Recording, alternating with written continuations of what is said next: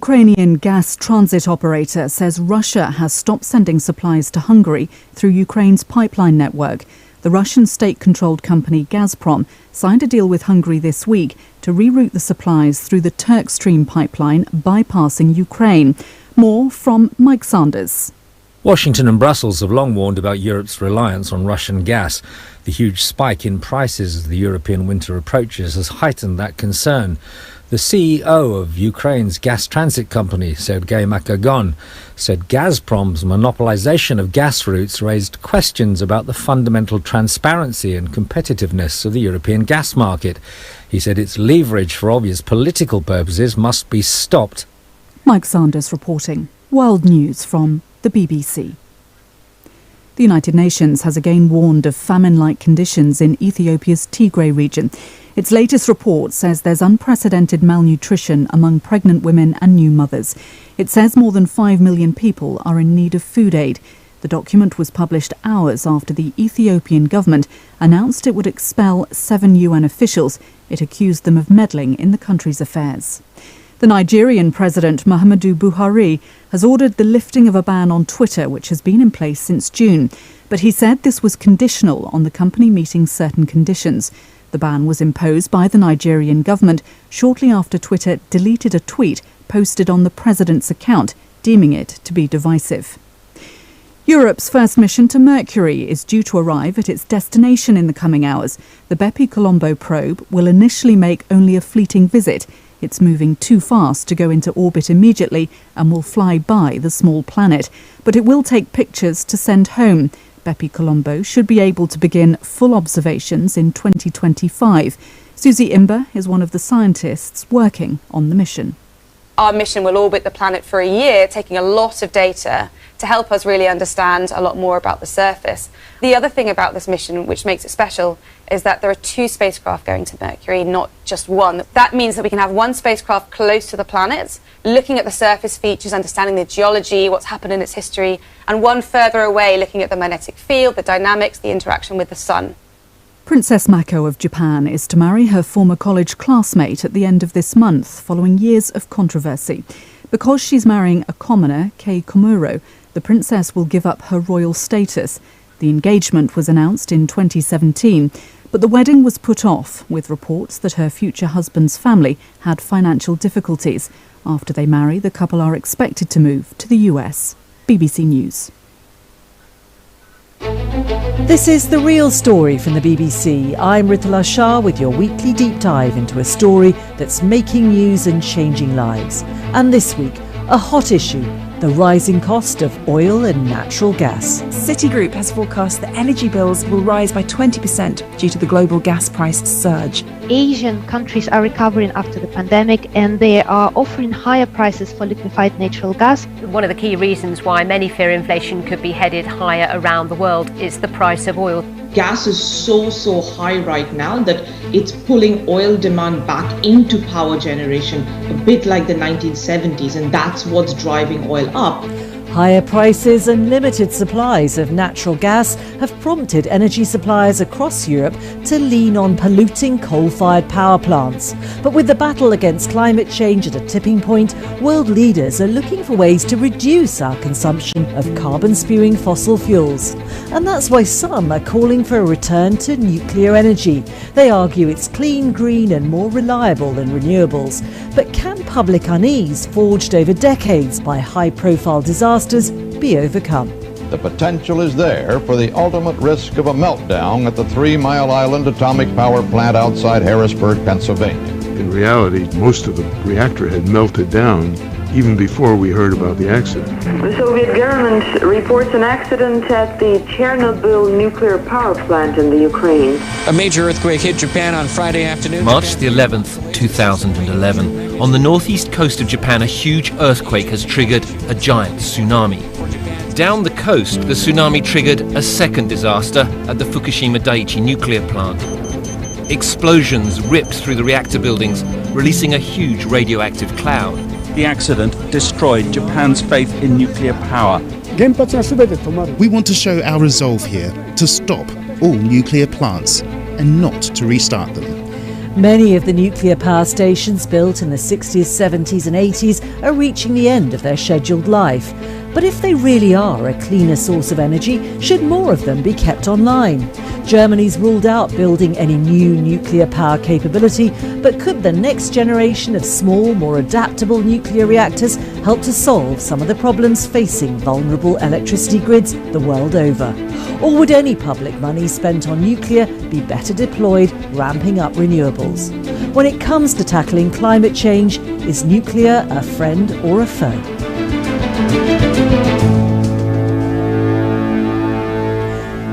This week's Real Story is about choices. What weight do we put on the issues which determine our views on a subject? Safety, the environment, cost, efficiency and technology. Those are all factors which have influenced the fortunes of nuclear power, and often negatively. Is it time to re-evaluate? Let's meet the panel who will help us to think this through. Jacopo Is there a case for saying, is Steve, Professor that there is at least a bit more money to go round for those of you who have survived this crisis? Well, you say that, but what I've seen so far, I think I haven't seen that many businesses, in the real world go under. But what I think is going to happen, I think businesses will trade up until Christmas, make hay while the sun shines, and come January, I think then we're going to start seeing lots of business failures. And which specific areas of hospitality would you expect to see the casual rate at its highest? It's going to be restaurants, particularly those restaurants and nightclubs who are in city centres, who haven't had to pay the rent and rates over the last 2 years. All of a sudden, you're going to get, let's say, landlords who are desperate to get the properties back. Maybe if they can convert the properties into apartments or different forms of revenue, they're going to be putting a lot of independent restaurant businesses, nightclubs and bars out of business. All right, Steve Perez, appreciate you joining me this morning. Thank you. Thank you. Some other stories now, and the online electricals retailer AO World warned today that sales are being hit by the nationwide shortage of delivery drivers and ongoing disruption in the global supply chain.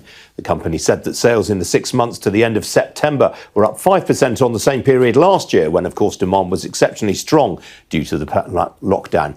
But it said sales volumes in the UK and Germany, its two main markets, had been lower than expected due to what it called challenging market dynamics. AO World said it continued to see industry-wide issues relating to ongoing supply chain disruption, but it had put in place measures to help mitigate them. I can tell you the shares are right now off 18%.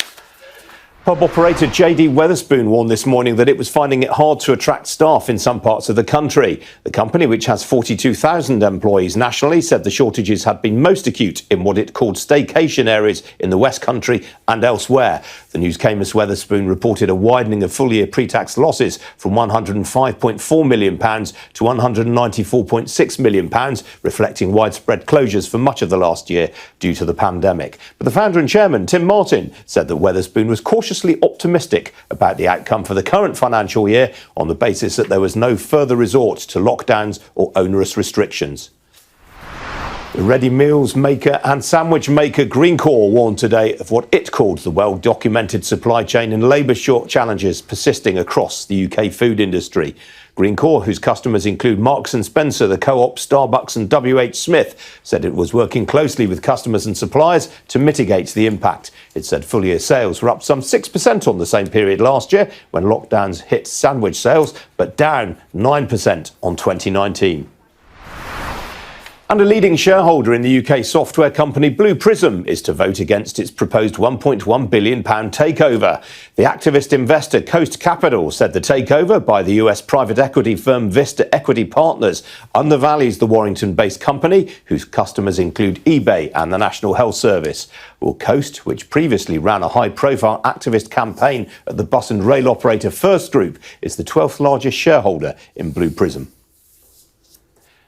Now, it's being dubbed one of the biggest overhauls of the high street to date. £5 billion is being poured into London's West End in an attempt to diversify the district's offerings and cement its place as a world-leading cultural, retail and leisure hub. The investment is coming from business partnership New West End Company, which is pushing the government to improve the visa process for overseas visitors. Who are joining me now is Jace Tyrrell. He's Chief Executive at New West End Company. Jace, very good morning to you. Where's this £5 billion coming from then?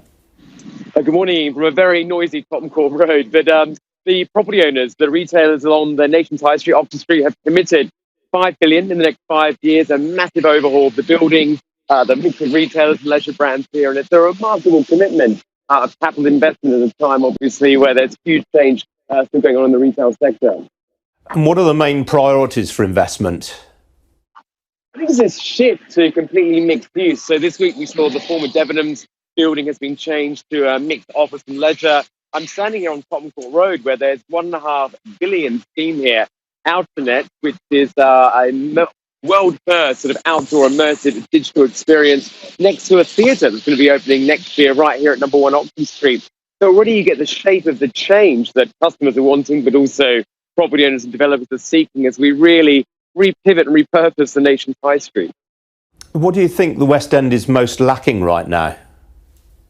I think there's a number of issues. We'd like our customers back, of course. And I think actually with the return to the office work in the last few weeks, we've had a pretty solid flow of customers back, about 2/3 on 2019, which is pretty remarkable, given we haven't got our international tourists here, or very few of them. But the big uplift that we're hoping and expecting and wanting the government to support us on is getting international visitors back in a really meaningful way.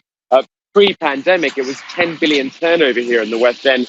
5 billion of that came from overseas visitors and about 2 billion from Middle East and Chinese customers. So really important. We're at the Tory conference this weekend that we really work through the next phase of getting international customers and investors back here to the capital.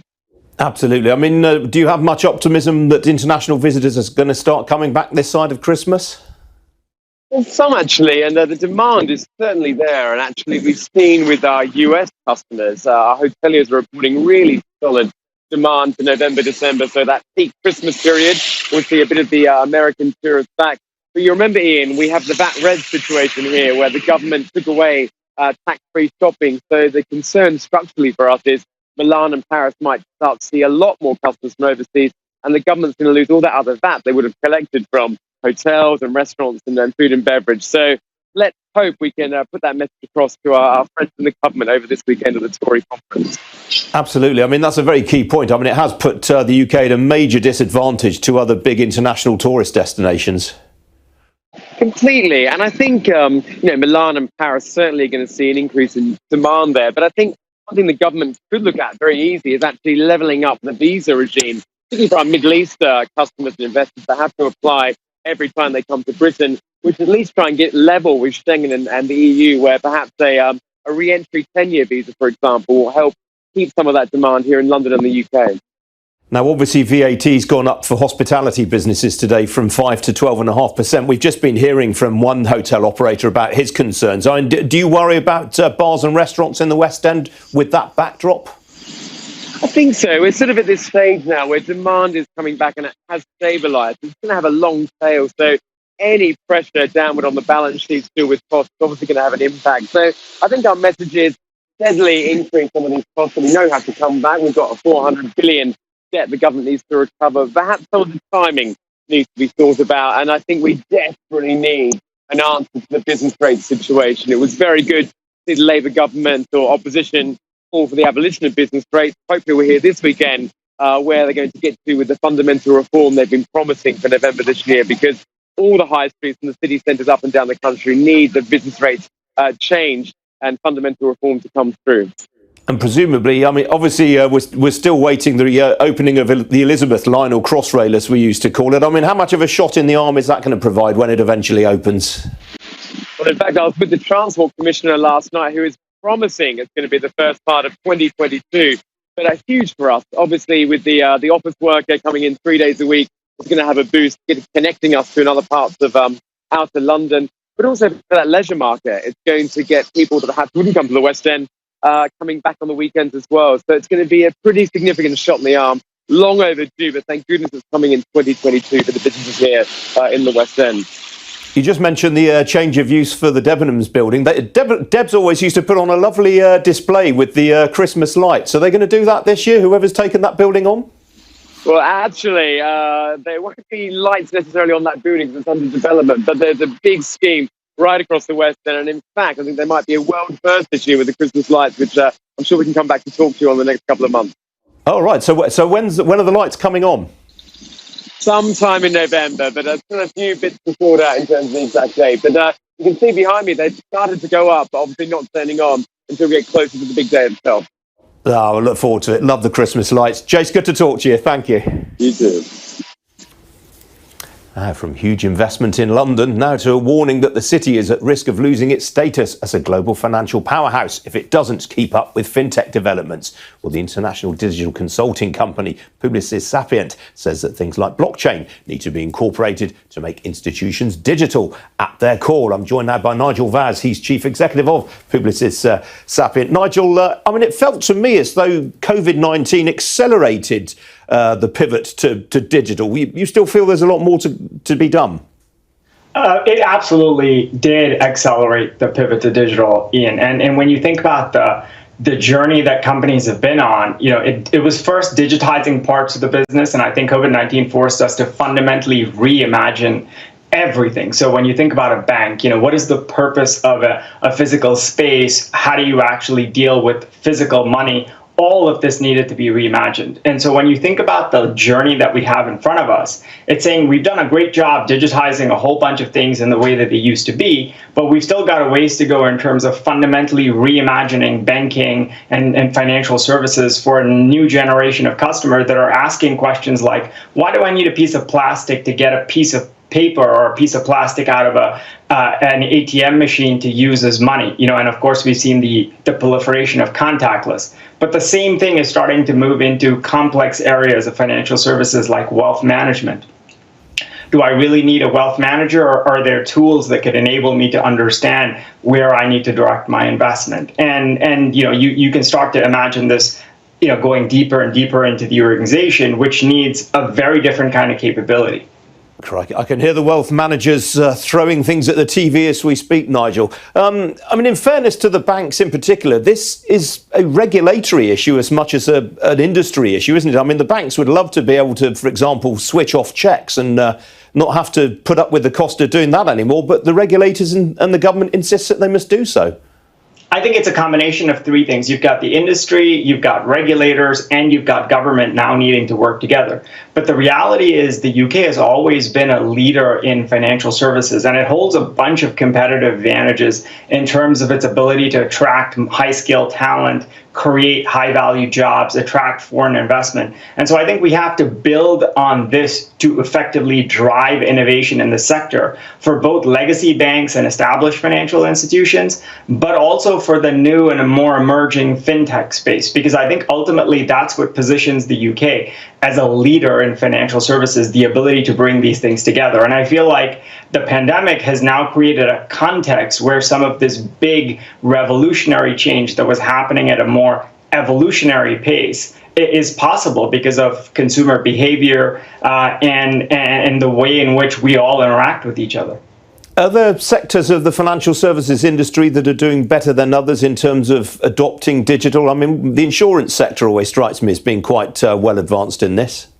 I think you have to start with things that are closest to the consumer, and then the further you move away from the consumer, the slower it gets, right? So I think if you look at retail banking, it's made huge steps in the last few years, from how do you get a mortgage in minutes on your mobile device to how do you actually get money out of an ATM machine without actually needing the piece of plastic the bank gave you, or how do you actually buy and trade equities, insurance, like you mentioned, comparing products. These things have moved forward pretty significantly, but the further you get into the core banking functions, what you start to find is that while a lot of this change has happened at the consumer end of the business, the core banking systems, the platforms, the technologies, the systems that effectively are at the heart of these retail banks are still run on very large mainframes. And our belief is that we need to very quickly start to see modernization at the core.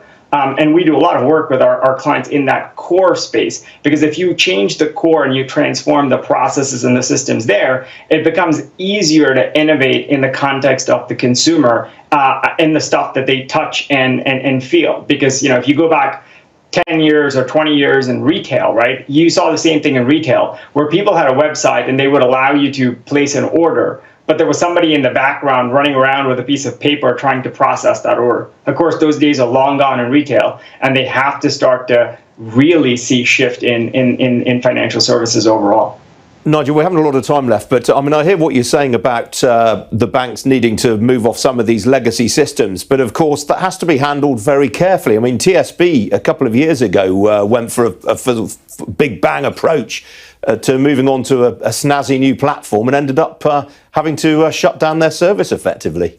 Absolutely. And we've seen a bunch of these, right? So our belief is basically the discipline around capabilities like cybersecurity, engineering, and how you build systems, experiences, how you design them, data and AI, and how you protect the data. All of those have to be fundamental pillars in the governance of how you evolve. And you've got to have a transformational outcome, but certainly the best practice has been a transformational outcome delivered in an incremental fashion with lots and lots of iterations, allowing you to kind of test and learn over the journey of moving from where you are to where you want to be.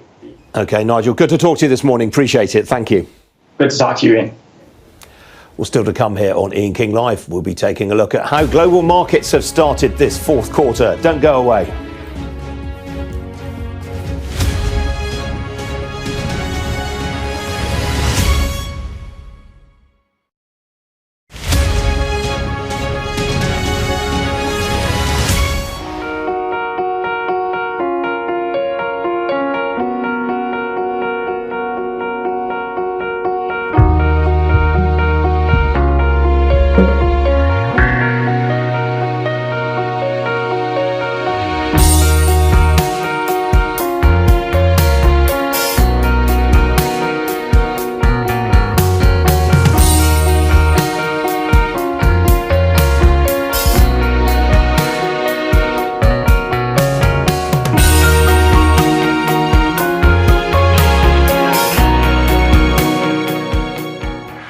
Our job is to tell the truth. This is a forgotten front line. They are dying here. Here it comes. Cut. Boy, have we got some interesting ways of showing you what's going on. Their message to us, get ready. Nothing like apocalypse. Instructing you to stay at home. I can't believe we did that. It's pretty special, isn't it? This monastery is under the protection, for now, of Russian peacekeepers. I'm Diana Magny and I'm Sky's Russia correspondent, based here in Moscow. I witnessed the despair of the Armenians in Nagorno-Karabakh. It's Armenians who've abandoned these villages now. Quite what their strategy is, I'm not sure, but they have made some arrests already today. They can't arrest everybody. We take you to the heart of the stories that shape our world. This clearly says, I love Hitler. Russia insists that its military build-up in the Arctic is purely defensive.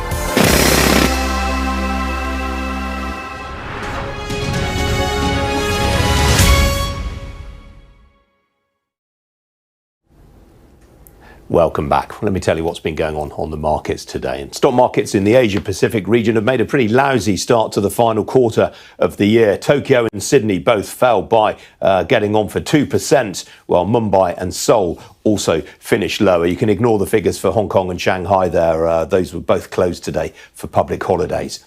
Well, European markets have also made a pretty soggy start to the fourth quarter. Here's the current picture. All the main indices in the red right now. European markets actually had their worst month since January in September. Pretty similar story here in London as well. The FTSE 100 is down by nearly 0.75% right now, off some 52 points. Most sectors are heavily in the red. The biggest percentage faller in the FTSE right now is Lloyds Banking Group, which of course is very much a play on the domestic UK economy, off by some 3.25% right now. One or two of the retailers are also lower, including B&M and JD Sports, which is off by nearly 2.5% right now as well. There are very few gainers to mention among the blue chips, but Pearson, look at that, it's up nearly 3%. You might recall this time yesterday I mentioned that one or two of the brokers have been getting behind the education company lately. Outside the FTSE, well, I mentioned them earlier on in the programme, AO World are currently off some 18% on that profits warning, while Currys, which is the rechristened Dixon's car phone, its shares are down by nearly 8% in sympathy. On foreign exchange markets, well, look at that. The pound has put in a modest rally there. It was pounded again yesterday, forgive the pun, on the continued chaos at petrol stations right now. Currently up 0.1% against both the US dollar and the euro, but sterling there approaching its year's lows right now against the greenback.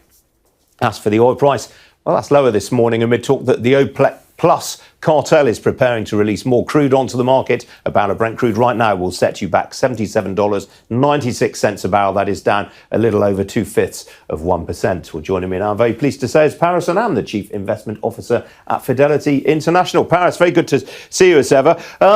What have you made of the start of the fourth quarter? I mean, obviously it's difficult to get a handle on Hong Kong and China because they're closed today, but not a great start in Japan and in Seoul. Yes. First of all, good morning to you, Ian. Great to speak to you. So I think that what we're starting to see in markets at the start of this quarter is really the recognition of the consequence of inflation now sort of coming into the system. If we, times that we've spoken previously, there's been this sort of debate around whether inflation is going to be mild, is it going to be transitory, is it going to be persistent? And I think now that people are starting to see the effects in the real economy, I think that is starting to play into concerns about corporate earnings, and it's starting to play into concerns about markets. Paris, how worried are you about what we're seeing in China right now? We've got this sort of rolling series of power cuts in, I think it's 16 out of the 31 mainland provinces in China. Is this going to be a serious glitch in terms of growth for the fourth quarter?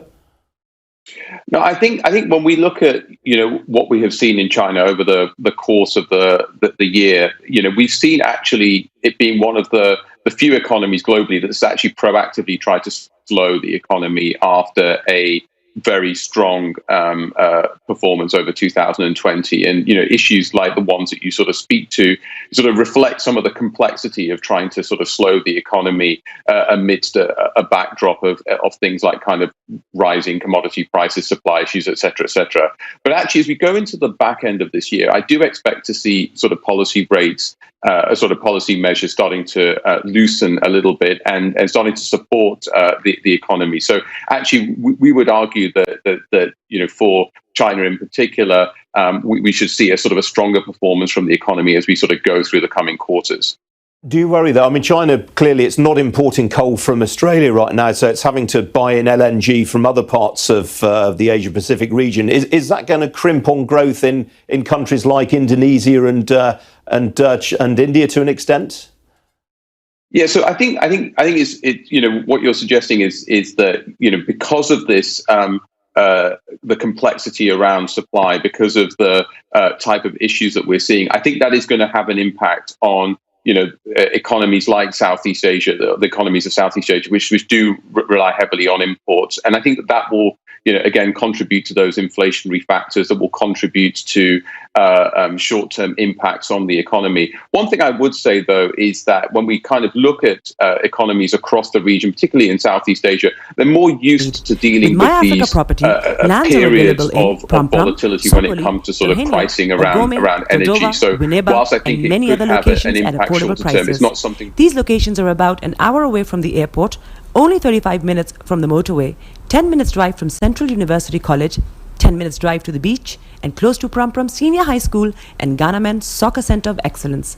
For more details, visit our website www.myafricaproperty.com or call our UK office on 0208 123 2523.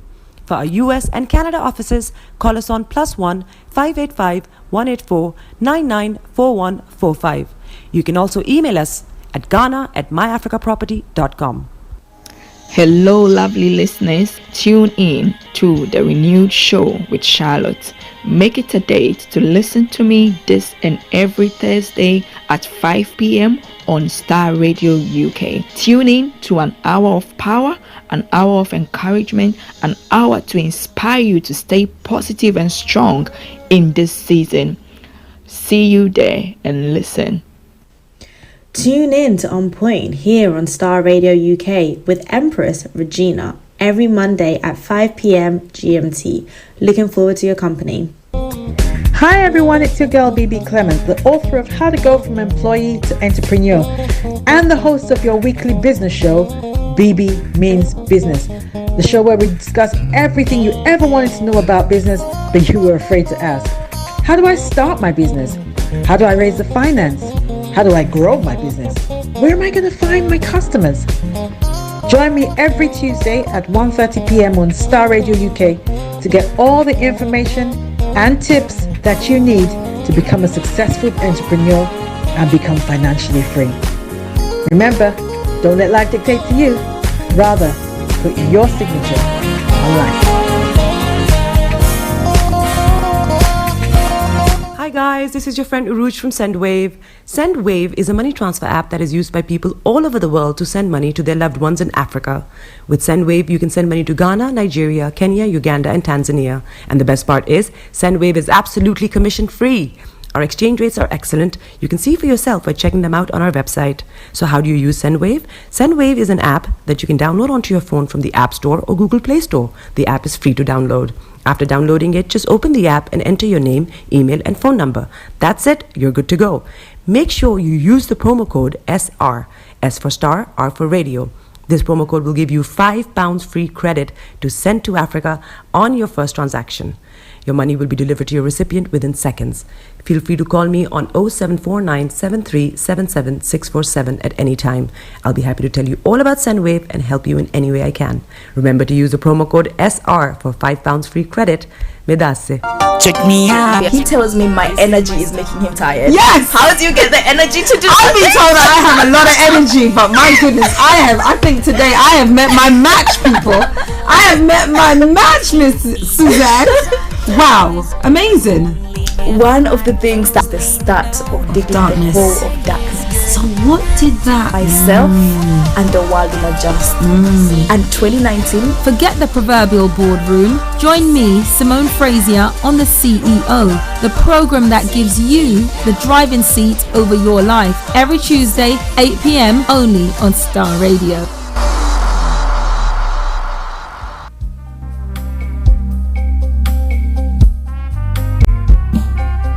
Are you looking for the fastest, reliable, and trustworthy door-to-door shipment company? Well, look no further. When was the last time your family received a shipment back in Ghana on time and in time? You are not sure?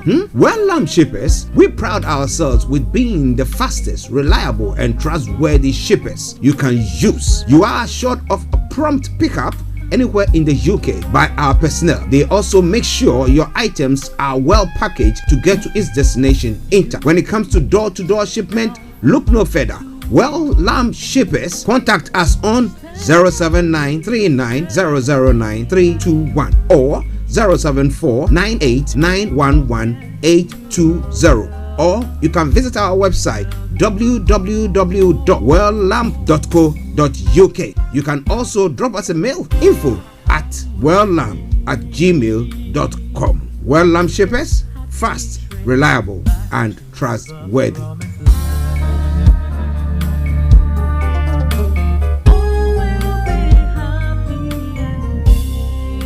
Getting onto the property ladder has never been easy until now. Join us this and every Thursday from 7 p.m. to 8:30 p.m. live on the Property Hour Show on Starr Radio UK, where we talk to mortgage brokers, property developers, estate agents, landlord, tenant, property consultants on how to invest or get into the property business and make money. You can't afford to miss this. The Property Hour Show is your best source into the property industry. Broadcasting worldwide, online 24/7. All around the world. In your car, at work, at home, on your smartphone. Hi there, this is CJ Buckman, your life coach. And whenever I'm in London, I listen to Star Radio UK right here. But guess what? You can listen to wherever you are. Show them you got the cocoa set. Ladies and gentlemen, it's your boy Harry Song, aka Mr. Songs. This is the Kingmaker Baba for the girls. We're here. This is Star Radio. Don't go nowhere. UK, London. We they call them London for home. For here, we they call them London. And that's how you know. Just have fun and stay blessed. All around the world.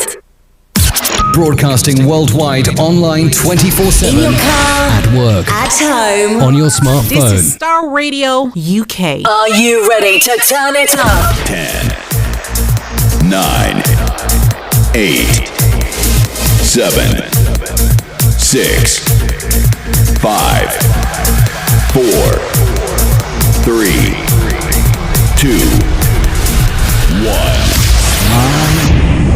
Your heart is aching. Smile even though it's breaking. When there are clouds in the sky, you get by. If you smile through your fear and sorrow, smile and maybe tomorrow you find that life is still worthwhile if you just smile. Hey, this is Archie, and you're listening to Star Radio UK and the Morning Show.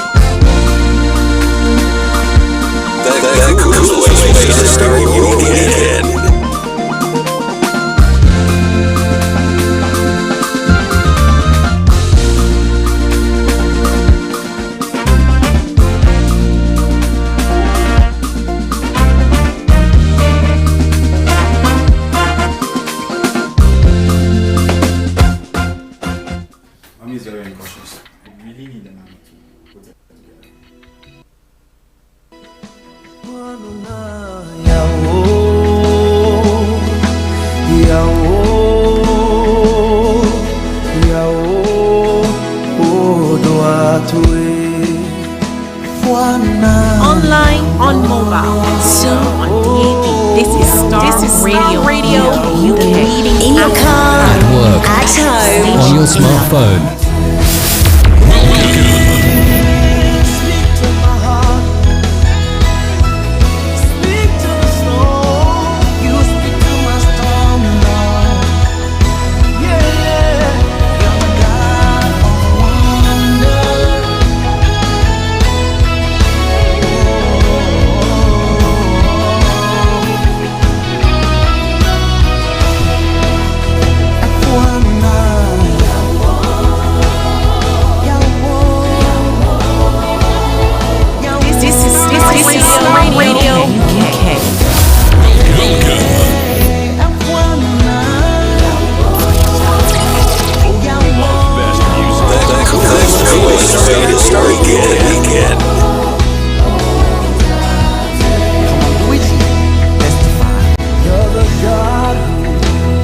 Okay, we want to testify about the goodness of God. Welcome to the Friday edition of the Morning Show. Today is not any ordinary Friday. Today is the first day of October, the year 2021. And I want to take this opportunity to say God richly bless you and thank you very much for joining us on the Star Radio UK Friday edition of the Morning Show. The Thank God It's Friday edition. And I want to salute you all who have been with us through this journey. It's been quite an interesting journey. But all in all, you've been holding our backs. And together, we've flown together. So thank you very much and welcome to today's edition of the morning show. This is the morning show with Archie. Of course, I am Archie. From now to 1 o'clock, I'm going to be your captain. Making sure you get to your destination in peace. However, on this flight, if you are standing, hold on to something. If you are sitting, sit very comfortably, buckle up. Get yourself a hot or cold drink. Call for whichever you want. And enjoy the trip. It could be bumpy. But you know one thing that I assure you of always, that is getting to your destination in peace. So once again, welcome to the show. Playing in the background, something from the Better Revival Choir known as Yawo. Once I have Frank seated, I will ask him, what is the meaning of Yawo? It's featuring Osborne, Agbodovi, and Luigi McLean. Something new for you. Once again, welcome to the show.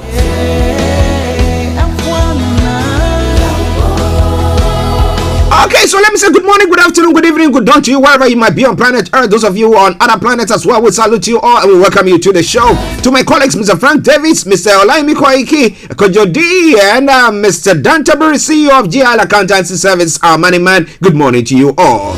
All the way in Aberdeen, let me say special good morning to Felix. Mr. Kofi Ali Abdul Yakin, good morning to you. On here back of here to say, until easy, Mr. Chenfrim Pom, Michi Chamunina. Sister Gina Latte, good morning to you. Sheena Yusuf, good morning. How are you doing, Sheena? And also Francis Omaga Namani says watching live from Amogonzi in Enugu State. Oh wow! Good morning to all in Enugu State, especially to Ozo Francis. He said, thank God it's Friday and happy new month to all. Nigeria at 61 calls for a sober reflection prior to numerous challenges facing her region, from insecurity, unemployment, high cost of living, poor infrastructure facilities, hunger, starvation, marginalization, nepotism, ethnicity, and other divisive tendencies. Restructuring and good governance have become so imperative towards addressing these challenges. And in a nutshell, he comes out with the only solution that we can come out with. He said, may God help us. So I welcome you to the Friday edition of the morning show once again. To our listeners in every other part of the world, I salute you all, especially those of you in Nigeria celebrating the 61st anniversary of Nigeria's independence. And to all of you on the African continent, we'll love to have you once again. Tassino, my apologies. Good morning to you. Torino, you are in South America. Good morning to you as well. But Tassino, my ambassador, my Ebola ambassador in Russia. Good morning to you. Good afternoon to you in Russia, of course. And once again, welcome to the show. And let me say once again, hello to Sister Gina Latte. Hope you are doing good as well. Alright, now let's crack on. For the Friday edition of the morning show, this is how the program goes. If it's your first time of tuning in to listen to us, somebody like us, or maybe it's the first time of listening to us, so let me just go on. Yeah, on Fridays, I'll bring you the quote for the day, the weather forecast, and travel update following suit. We move on from there. We have a look at what is going across the globe, known as global trotting. And then after that, 11 o'clock, we should have Mr. Olayomi Koiki, who will be bringing you updates from Nigeria on the 65th anniversary of Nigeria's Independence Day. We'll move on from there. At 12 o'clock exactly, the lines are open for you to add your voice to the discussions whilst we go all across the globe. Then at 12:30, we cross over to Kent, where our money man is to bring you the money hour, the program that when you listen to drops some money in your pockets. Now, what more can you ask for? Then at 1 o'clock exactly, we bring the curtains down for the end of the program. So in a gist, that is what is going to happen today. Let's buckle up and let's make a move. Okay, now let's crack on. The quote for the day says that today, the 1st of October, you either choose to be successful or choose to fail. You either choose to be successful or choose to fail. Which one will you choose? It's not just a matter of choosing, but your action will speak whether you've chosen to be successful or to be a failure. But I beseech you, choose to be successful. Whatever things that you're doing, do your best in them.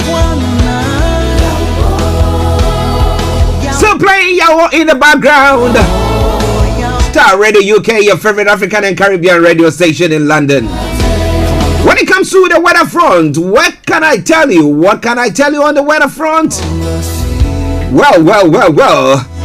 We've been having some heavy rains here. Land in Ghana, there have been heavy rains there as well. Now this afternoon, much of the rain and cloud from the morning should have cleared to leave plenty of sunshine, and the odd patch of cloud and the odd spot of rain may linger for a time. However, tonight will be dry with prolonged clear spells for much of the night. However, patchy cloud will begin to develop during the early hours, but it should remain dry. Now moving on to the temperatures. The temperature is going to be 17 degrees and the lowest is going to be 8 degrees. UV level is going to be low, pollution is low, 18 hours, 39 sunset time, and 07 hours sunrise time.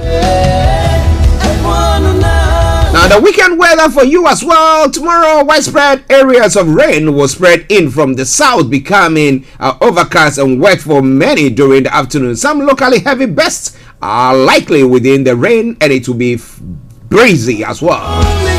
Sunday, a mixture of cloud and sunshine, and that's by way of the weather forecast for today and over the weekend.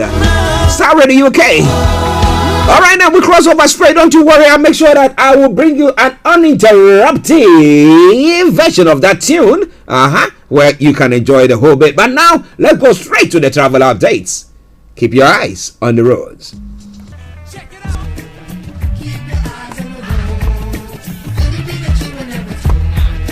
This is Radio UK. Okay, so keep your eyes on the roads. Keep your eyes on the roads. I'll keep enough gated. I promise our bond. Now, on your travel this morning, on the second line, no service Edgware Road to Aldgate via Embankment due to train cancellations, and while they fix a signal failure at Notting Hill Gate, severe delays on the rest of the line. So please check before you leave. Now, on the district line as well, severe delays between Edgware and Wimbledon while they fix a signal failure at Notting Hill Gate. London Underground tickets are being accepted on London buses and South Western Railway. Good service on the rest of the line. But keep your eyes on the roads. Keep your eyes on the roads. As you know what I'll say the lines. I've got plant closure. That aside, all the others, no exceptional delays. Good service there. TFL Rail, DLR, London Tramlink, London Underground. Good service. Now let's move on straight to the river bus, and I can tell you assuredly that good service throughout there.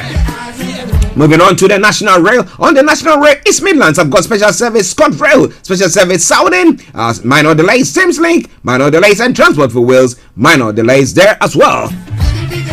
It is Starr Radio UK. It is a travel update coming your way every weekday from 10:40 by bringing the time now to 10:51. How is your travels? Wherever you are across the globe, you can share it with us. This pertains to the UK and England or London. Now, on the final segment of the travel updates, now the major routes in London, A12 has got closures, A13 closures, A2 closures, A4 closures, A41 closures there as well. And Blackwall Tunnel has got closures, Central London Red Route, closures there, South Circular, A205, closures there, North Circular, A406, serious delays. If you can avoid them, avoid them. Earlier this morning too, we had information coming through that Insulate Britain protesters have also gone to block some point on the M4 as well. So on your travels, please check before you leave. Good morning, good afternoon, good evening, good dawn to you wherever you are across the globe. Enjoy your commute for today, but you know what? Continue to keep those eyes on the roads. Hi there. Are you dreaming of owning your own house in Ghana? then you will need a well-documented piece of land that is free from troubles. I highly recommend My Africa Property for any size of land that you will need. With My Africa Property, lands are available in Pram, Sopoli, Tohenia, Ogome, Dodova, Winneba, and many other locations at affordable prices. These locations are about an hour away from the airport, only 35 minutes from the motorway, 10 minutes drive from Central University College, 10 minutes drive to the beach, and close to Pram Senior High School and Ghana Men's Soccer Center of Excellence. For more details, visit our website www.myafricaproperty.com or call our UK office on 0208 123 2523.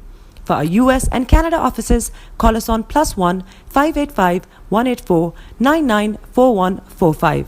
You can also email us at ghana@myafricaproperty.com.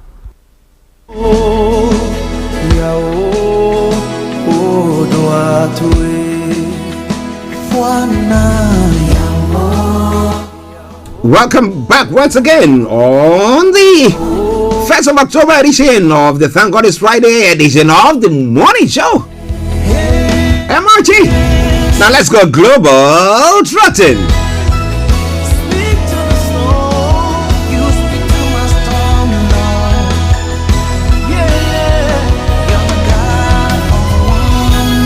Well, in the UK front, what's making the headlines? And then we move on to other parts of the world as well. Of course, I will bring you stuff from Nigeria and on the African continent as well.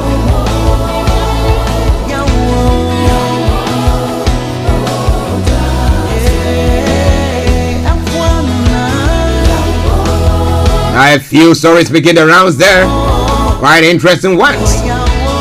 Okay, when it comes to the UK front, misconduct probe into Cousins' WhatsApp group. Sarah Everett's killer is believed to have been in a chat with officers sharing discriminatory content.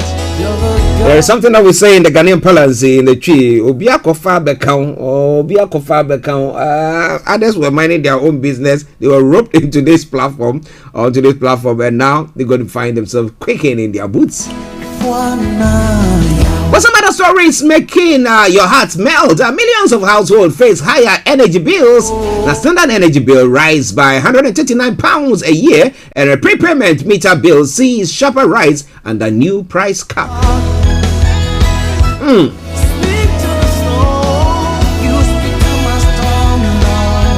Now, vaccine passport app launch hit by problems. Many users say they have been unable to access their vaccination status through the new app. So those of us who have taken our vaccination like this, we cannot see it. The Green Party unveils new leadership team. Now, Carla Denya and Adrian Ramsey will replace Jonathan Bartley and Sian Berry as joint leaders. People have been charged in Walton Hall abuse inquiry. The charges follow alleged mistreatment of hospital patients following a BBC investigation that took place. It is Starr Radio UK. I'm moving on to some other parts of the world. In Australia, Australia has ended strict COVID travel plan. Vaccinated Australians can start traveling abroad from November, ending the 18-month ban. Now, Biden suffers blow. Australian dollar vote has been delayed. Divisions in his Democratic Party delay the U.S. president's ambitious infrastructure plans. This one is in-house, in fighting. Opposition could not stop you, but you are fighting them amongst yourselves. And North Korea has fired another anti-aircraft missile.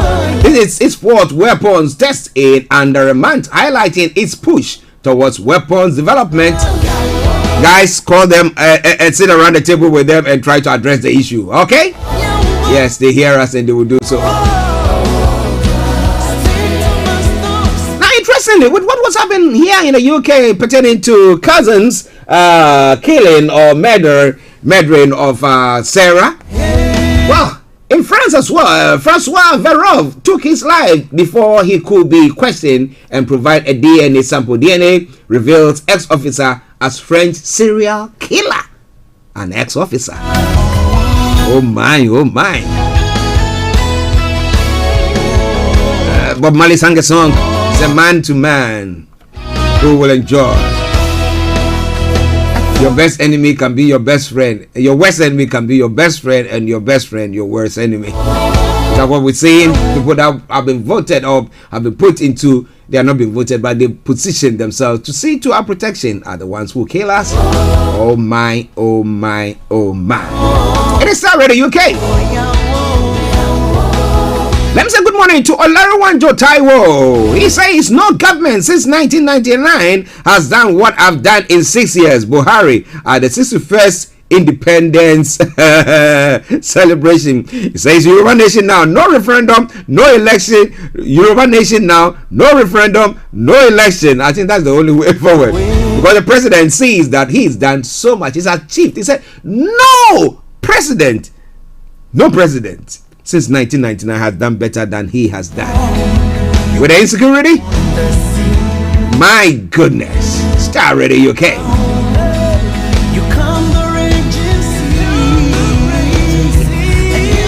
May God come any regency in your lives.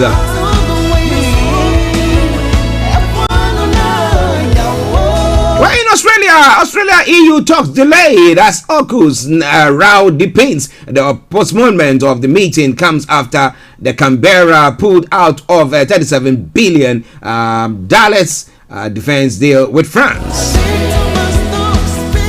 I know they've not been happy about that at all.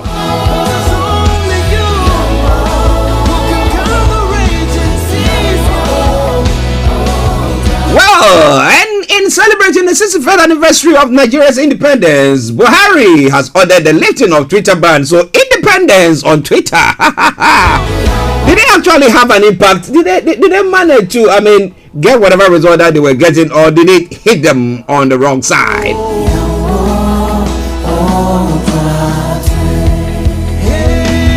Well, the Zambian leader has denied gay rights talks during the U.S. trip. Same-sex relationships are forbidden by law in the Southern African country. It is Starr Radio UK.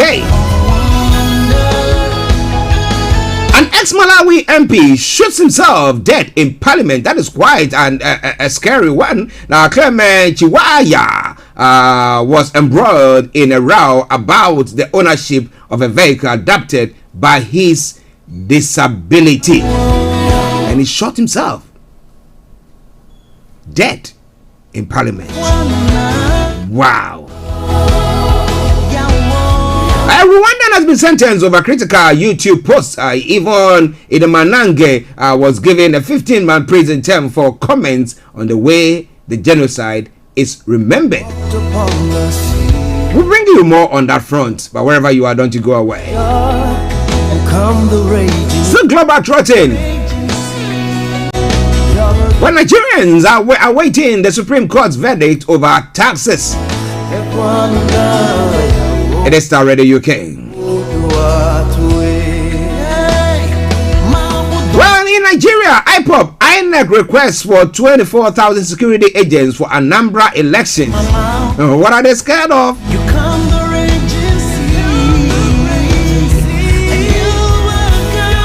You more on that front. Now, IPOB bandits killed Dr. Chike Akonyele. Joe Igbokwe is saying. Joe Igbokwe, an aide to Lagos State Governor Babajide Sanwo-Olu, has fingered the indigenous people of Biafra IPOB in the murder of Dr. Chike Akonyele. Igbokwe claimed it is confirmed that IPOB killed Akonyele in Anambra State. In a Facebook post, the All Progressive Congress chieftain described the Biafra group as terrorists. You know what they want to do? Give your dog a bad name. Give your dog a bad name. And then you can hang it. Well, the deputy the Speaker of the House of Representatives, Right Honorable Ahmed Idris Wasi, has urged Nigerians to remain united for the good and progress of the country as Nigeria turns 61. In a congratulatory message on the occasion of Nigeria's 61st independence anniversary made available to newsmen in Jos, the Deputy Speaker enjoined Nigerians to pray for long-lasting peace as well as pray for the leaders for the entrenchment of good governance. We have come a long way as an indivisible country. It is the responsibility of every citizen to work for what? To work to make and ensure that the country remain not only as one but as indivisible and united as a peaceful country. Do you see Nigeria as that? Well, it is Starr Radio UK. I promise you one thing, that I was going to make you enjoy that tune in full without interruption, and that's going to take place whilst we wait for Mr. Olayomi Koiki to join the program. It's normal for Opongwea to use Ghana's presidential jet, government to Ablakwa. Now, why are they saying that? Now, if the jet was good for Opongwea to use it, why are we rushing in a desperate time where we know that the economy of the country has been hard hit by the COVID restriction and stuff like that? Rushing to go and buy a new plane for what? How many times do we travel out there? Well, it is Starr Radio UK. All right then. We're going to take a break. We come back and we go into the details of those stories. But Olewan Jotai will say 61 years of pains, 61 years of marginalization, 61 years of destruction, 61 years of loss, 61 years of slavery. Yoruba, think deeply, please. Well, what more can he say there? You want to say yours? Feel free. Put it on our Facebook page. I promise you, I will read. Enjoy the tune now.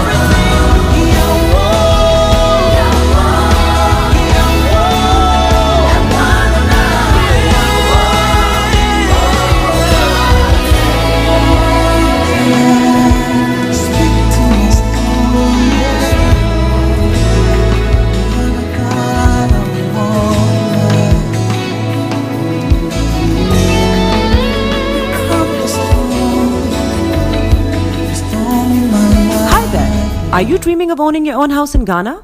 Then you will need a well-documented piece of land that is free from troubles. I highly recommend My Africa Property for any size of land that you will need.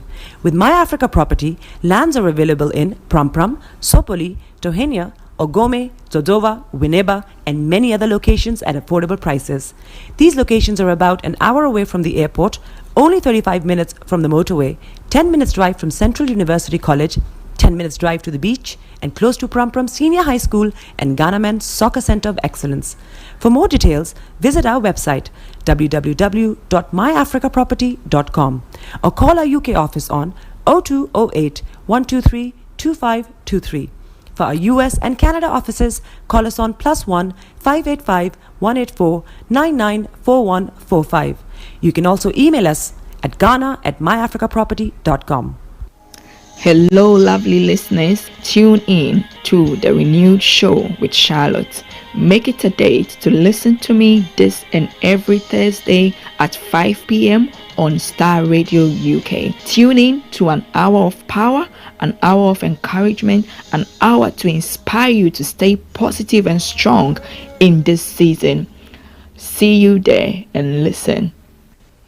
Tune in to On Point here on Starr Radio UK with Empress Regina every Monday at 5 p.m. GMT. Looking forward to your company.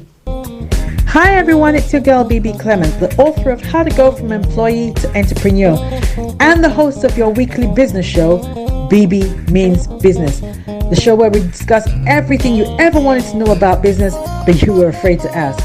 How do I start my business? How do I raise the finance? How do I grow my business?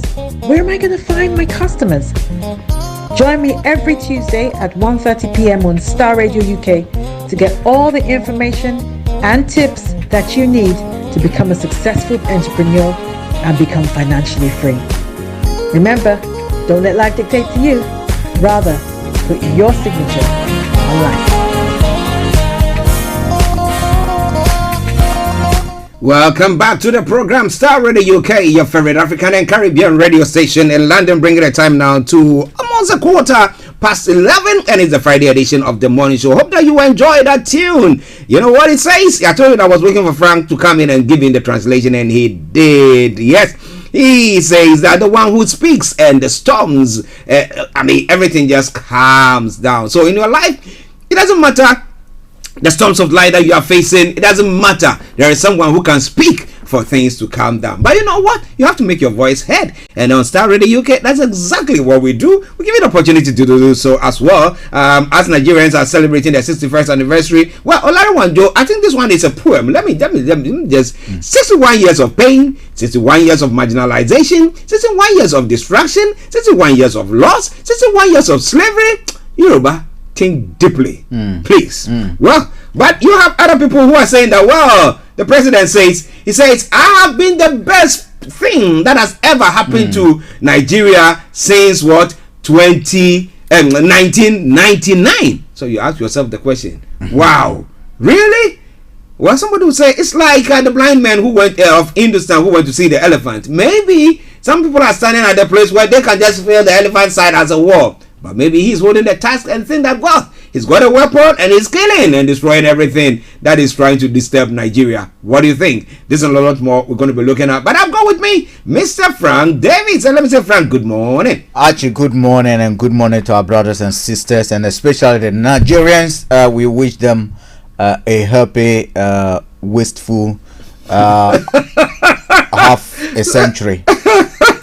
So the president says that he has been the best in. Somebody talking about how united they have been. Let me. It's not really particular to Nigerian, but it's more for Africa. And I've made up my mind that now any country that's celebrating their independence, I'm gonna call them a wasteful half a century. Listeners can join us today at 3 o'clock, where we'll be talking to Ambassador Mabuka, who has authored a book titled The African We Want. And in that book, Archie, I've read excerpts of it, and I tell you, it's mind-boggling.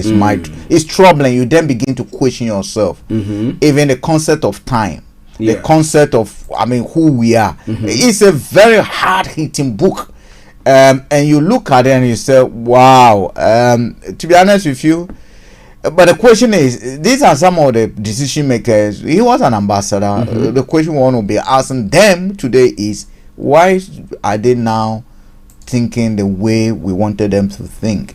Are you get me? And why are they not speaking to their folks to allow the young ones to think into the future instead of drawing them back? We understand the Uganda president want to read a book first before his lunch. But whichever way the case, we know he'll be tuning. He'll be logged on today to follow. But Archie, Nigerians, it's been 60 years of political freedom by economic enslavement, and a few people, having achieved both economic and political freedom. The majority still slaves. Well, that is what Frank has said. How are you doing, Archie? I'm doing great.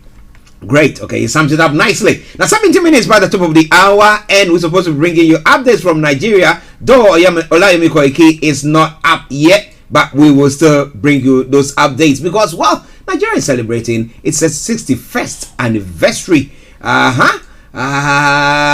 Independence Day. Why food prices are high in Nigeria. Buhari is talking about that, and then he says, "Stop reporting irresponsible remarks."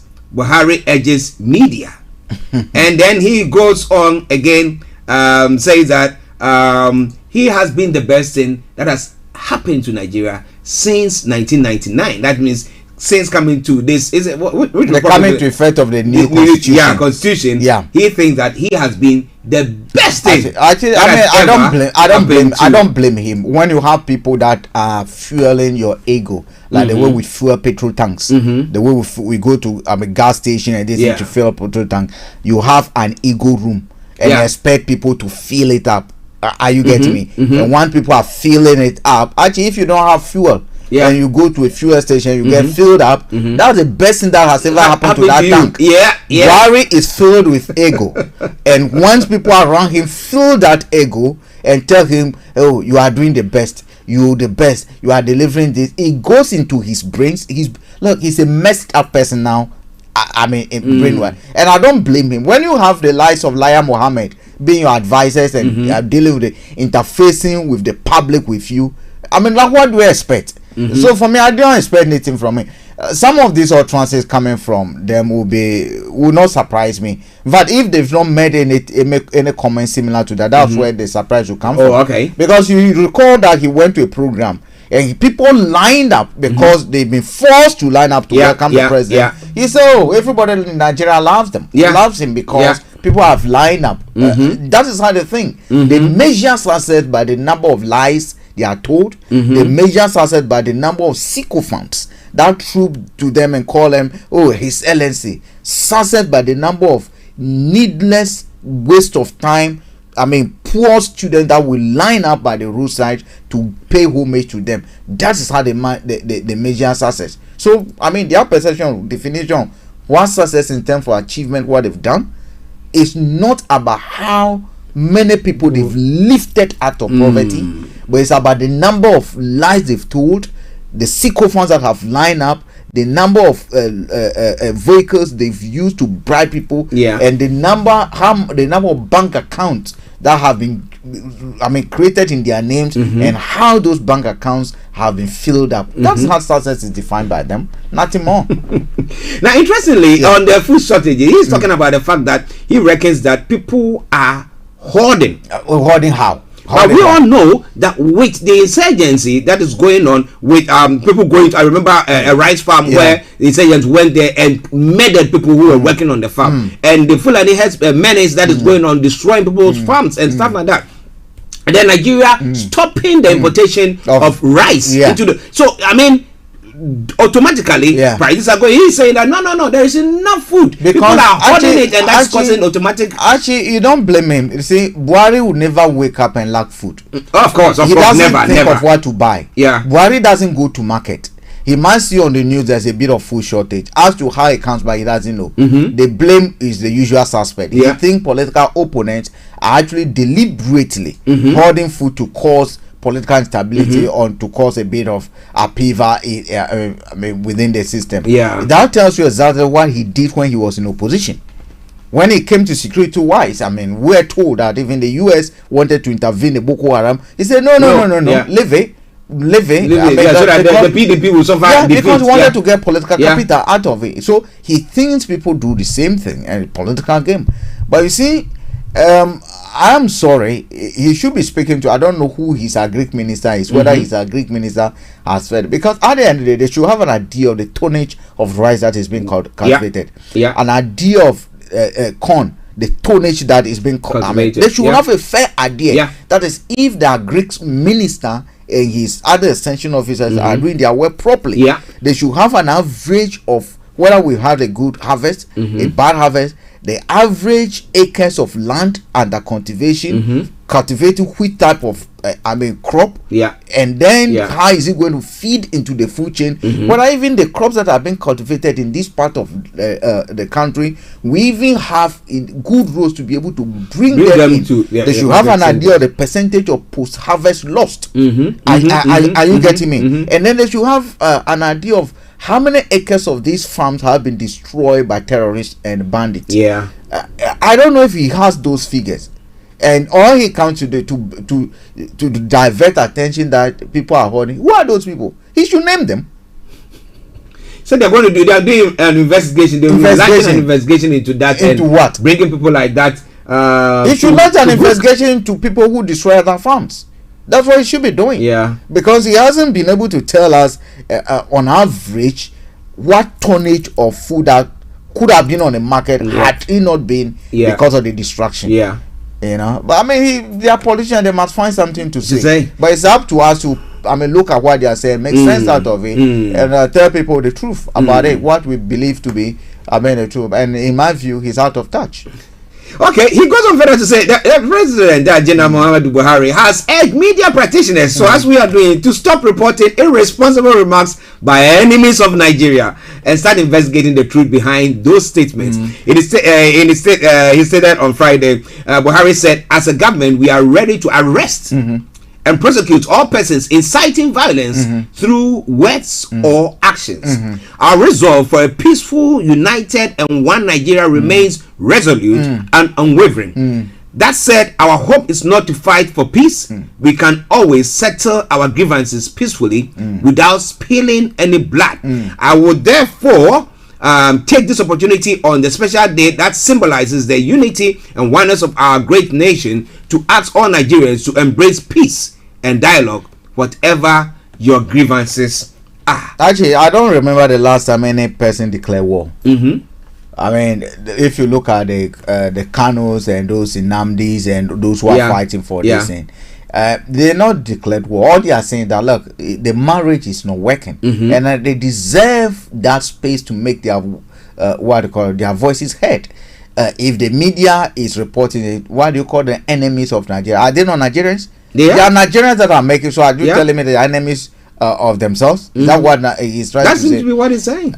And you see, he's sounding a tone that is more confrontational and not someone that wants to solve a problem, but someone who thinks that he can use the military might and this and that. But in any case, if you're going to attack media, if a leader makes an irresponsible statement, what do you expect the media to do? If the media governs irresponsibly, what do you expect media to do? If the actions of the leaders are becoming so irresponsible, what do you expect the media to do? If a whole military barracks can go and be attacked irresponsibly, and the leaders sit not doing anything, or we've not seen any improvement over years, and you call yourself a president, that's irresponsible. You are being responsible. You are a father. Your house is being attacked on a daily basis. Everything is fine. Even Allah himself will call you an irresponsible father. So if you governing responsibly and people looking on reporting, which is their duty, they are discharging, are reporting the irresponsibility that is happening, what do you expect? Have you seen any media house using their camera to go and kill the police officers? No. Have you seen any media house running to a military barracks and setting their camera ablaze, or their camera become a bomb or something like that? No. It's bandits and criminals, and it's your responsibility. You are in charge of. You are the commander-in-chief. You are the commander-in-chief for all the military. Security apparatus that have been killed. Those who have been ambushed, their blood is on your hand, because they are I mean, under your command, they move under your command. So if you cannot protect them, then you are not responsible for that. Now he goes on further to say that he said, this is very important. He said Nigeria is for all of us. Its unity is not negotiable.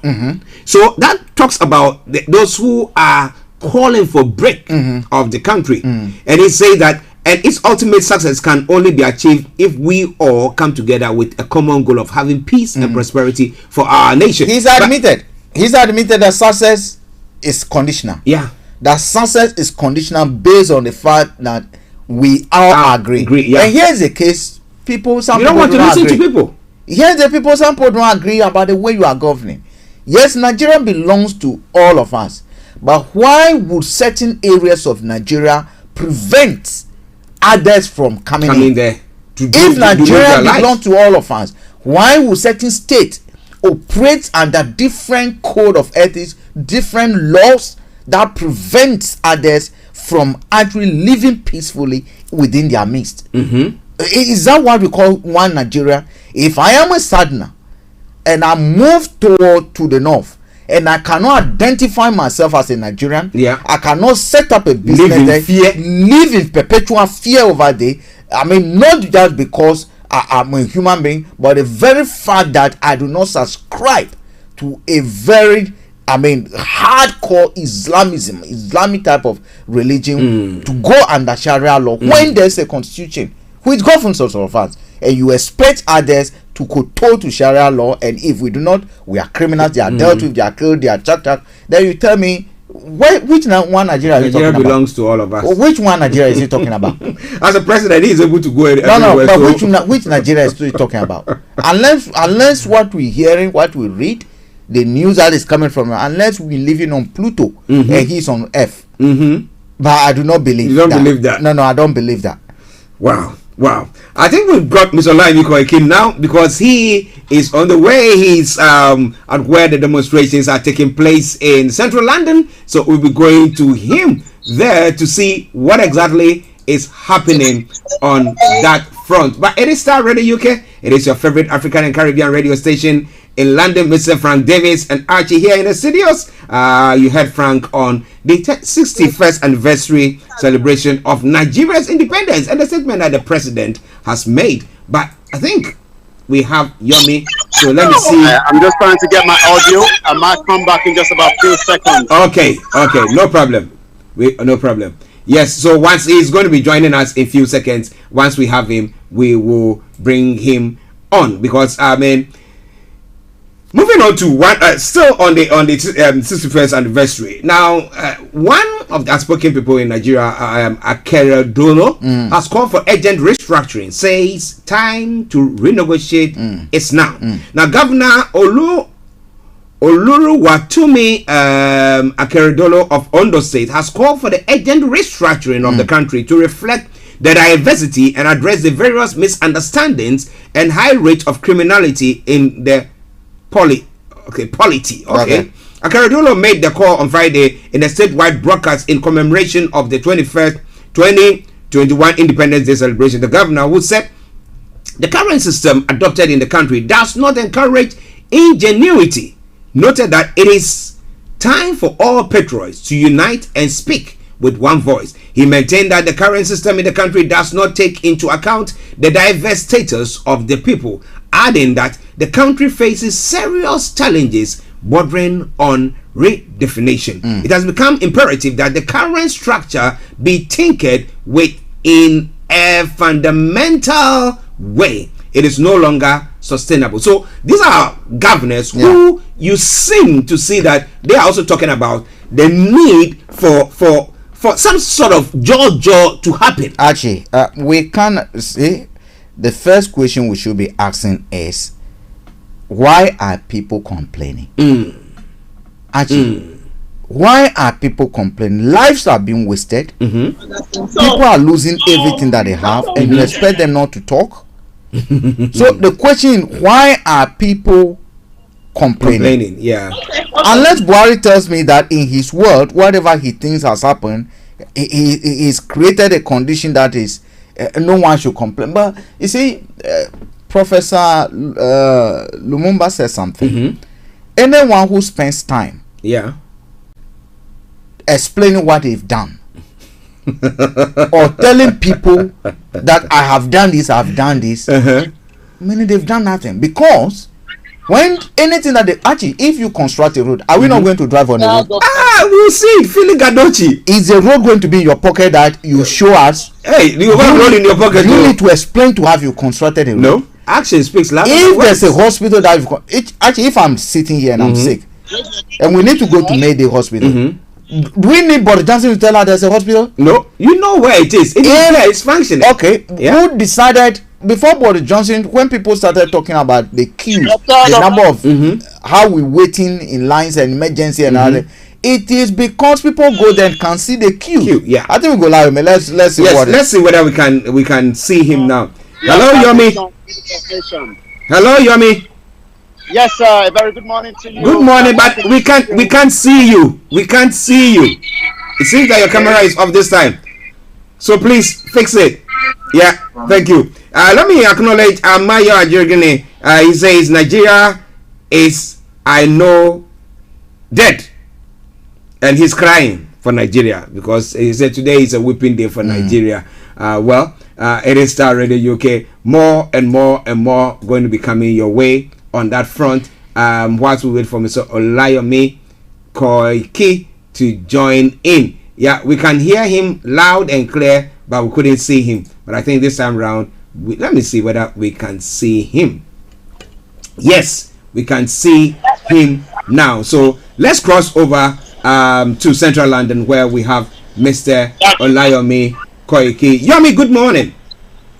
Yes, a very good morning to you back in the studio. This is Starr Radio UK, your finest African and Caribbean radio station in London. Sorry, we're running a bit about half an hour behind schedule due to some technical logistics. But I can tell you this is not the same logistics like the DSS. We're finally here. It is Starr Radio UK, and I can tell you it's all about to kick off right from Central London, precisely Trafalgar Square. I go back straight again to you in the studio. Okay, listeners, Mr. Olayomi Koiki in Central London, where a protest is happening this morning in commemoration of the 61st anniversary of Nigeria and the fact that some people want a separation from them. We've had a few speeches or statements from the president and some other people who we've read and discussed a bit. But let's go back to Yomi from Central London, where there's a gathering there this morning. Yomi, so how many people have gathered there roughly? Well, roughly, I would say just about 200. But it's just about half an hour away before the procession is going to be moving from here, heading down to Downing Street, the Parliament Square, and it's going to be a whole day. I could tell you just about some few meters away from there is the Nigerian High Commission, but like I said, people are arriving in every second. I can tell you people have arrived all the way from Manchester this morning, and like I've been told as well, that is the Biafra's national anthem being played as I speak right now. But more people have arrived from outside London than those even in London. But I can tell you already, the momentum is gathering, and also the tourists are wondering what is actually going on again, because there's always something happening right here in Central London. But it is the 61st anniversary of Nigeria. But a lot of those on the side, on my left-hand side, the Biafra, and likewise, the Oduduwa says there's not believing in anyone Nigeria anymore. But let me come back again to you in the studio. Well, listeners, in your view at the moment, protests going on in Central London, my apologies, Trafalgar Square, where the various groups in Nigeria, a couple of groups, let me say, the IPOP and the Yoruba group have met there to demonstrate today against what is going on in Nigeria. Okay, so playing in the background is the tune, national anthem of the Igbo. We can't call it national anthem because they are not a nation. Okay, the anthem, yeah, because the moment we begin to recognize them as a nation, I do not think that would be right. We can call them their anthem. I mean, the hip-hop anthem. They cannot. What they will call it.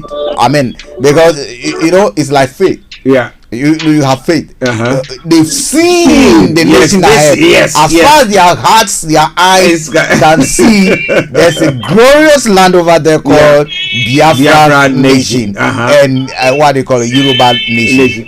Okay, that's a good one for you. A bit of clarity there. Okay, so playing in the background there. Okay, now have you seen some of the statements that is going on in Nigeria today? We'll be coming to the demonstration that is taking place.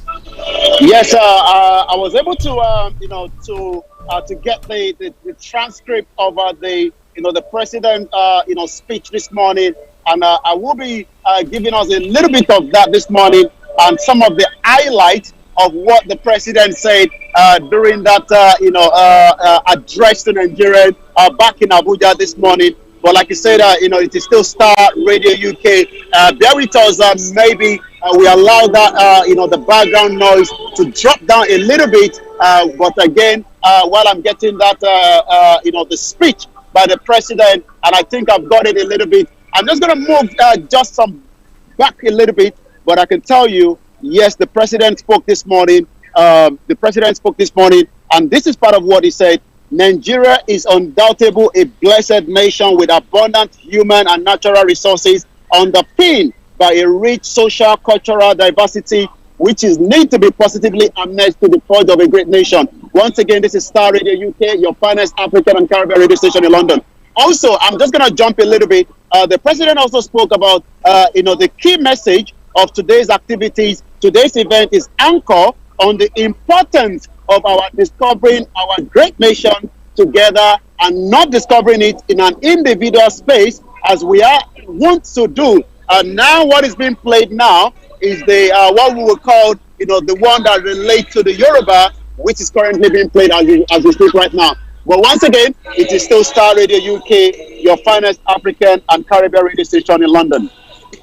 Okay, now let's come to the president's statement. In his statement, like Olayomi said, playing in the background is the Yoruba Nation, their anthem as well, and as a group. They are still Yoruba Nation. Yeah. Their anthem being played. Yet, yeah. Looking into the future, having the faith that one day they will get there. Okay. Now, Yomi, interestingly, we discussed this before you came on. The president's statement pertaining to the media. He's of the view that we seem to be hyping things that are not happening. We seem to be saying it. So maybe some of the statements or the news information that we're putting across are all lies, as President Trump would say, fake news. How true has the news that we've been putting across been? Yeah, sorry. Can you repeat that? I know there's, like I said, the noise. I think it's going to drop now in just about a second. Okay, if you want to report that now, then I could be able to answer you the question you've just asked me. Okay, yeah, we were asking about the president's statement about the media, saying that the media has been misreporting what is going on. And I was just asking the question, have we all this while been reporting fake news, or maybe the president is living on another land? Well, maybe that was why the president and some of their team were able to pay $50 to those in America, to tell those in America, in New York, that there was nothing happening, in as much as there's evidence based to indicate that people are being killed, people are being marginalized, and that the parastatus within the country has literally been shifted to some kind of a different location. But let me remind you, yesterday we did talk about the bandits. Now that the Senate is now demanding that the president should label them as terrorists rather than bandits. So these are the issues. But like I said, it's not the first time that we are seeing people agitating for whether they are the Biafrans, the Middle Belt, or the Yoruba. This has been going on for a very long time. But what I can tell you is, and I've got it, the banner says, End One Nigeria is a tax that must be done. Hashtag Free Nnamdi Kanu, hashtag Biafra Nation, hashtag Free Sunday Igboho, hashtag Oduduwa Nation, referendum now, and genocide. The word genocide, I can tell you, yes, this morning, people in Kaduna are burying about 40 of their loved ones that was killed by the terrorists. Interesting. But the president is saying that nothing of the sort is happening. It's all fake news, all right? It's all fake news. So maybe we are reporting from somewhere. We are looking at it. Could it be that he's a fake president that cannot see properly? He has an eyesight problem. or hearing. Maybe both. Interesting. In order to get the protests going on and whatever activity that's going on, let me find a quick one. Is there any activity that have been planned in Nigeria, a state one, the federal one, maybe march parties or anything of the sort going to take place today? Well, because of the insecurity, most of the states have not really prepared much than try to calm things down. Because already in Abuja, the revolutionaries are already protesting as I speak to you. So it's more like a security challenge this morning than a kind of a celebration within each of the states that we would have normally seen. I mean, normally on a good day like this in the past, Tafawa Balewa Square in Lagos would have been full up, with different people, parading and all sorts. But because of the situation that is happening in the country, it seems all that have been toned down a little bit.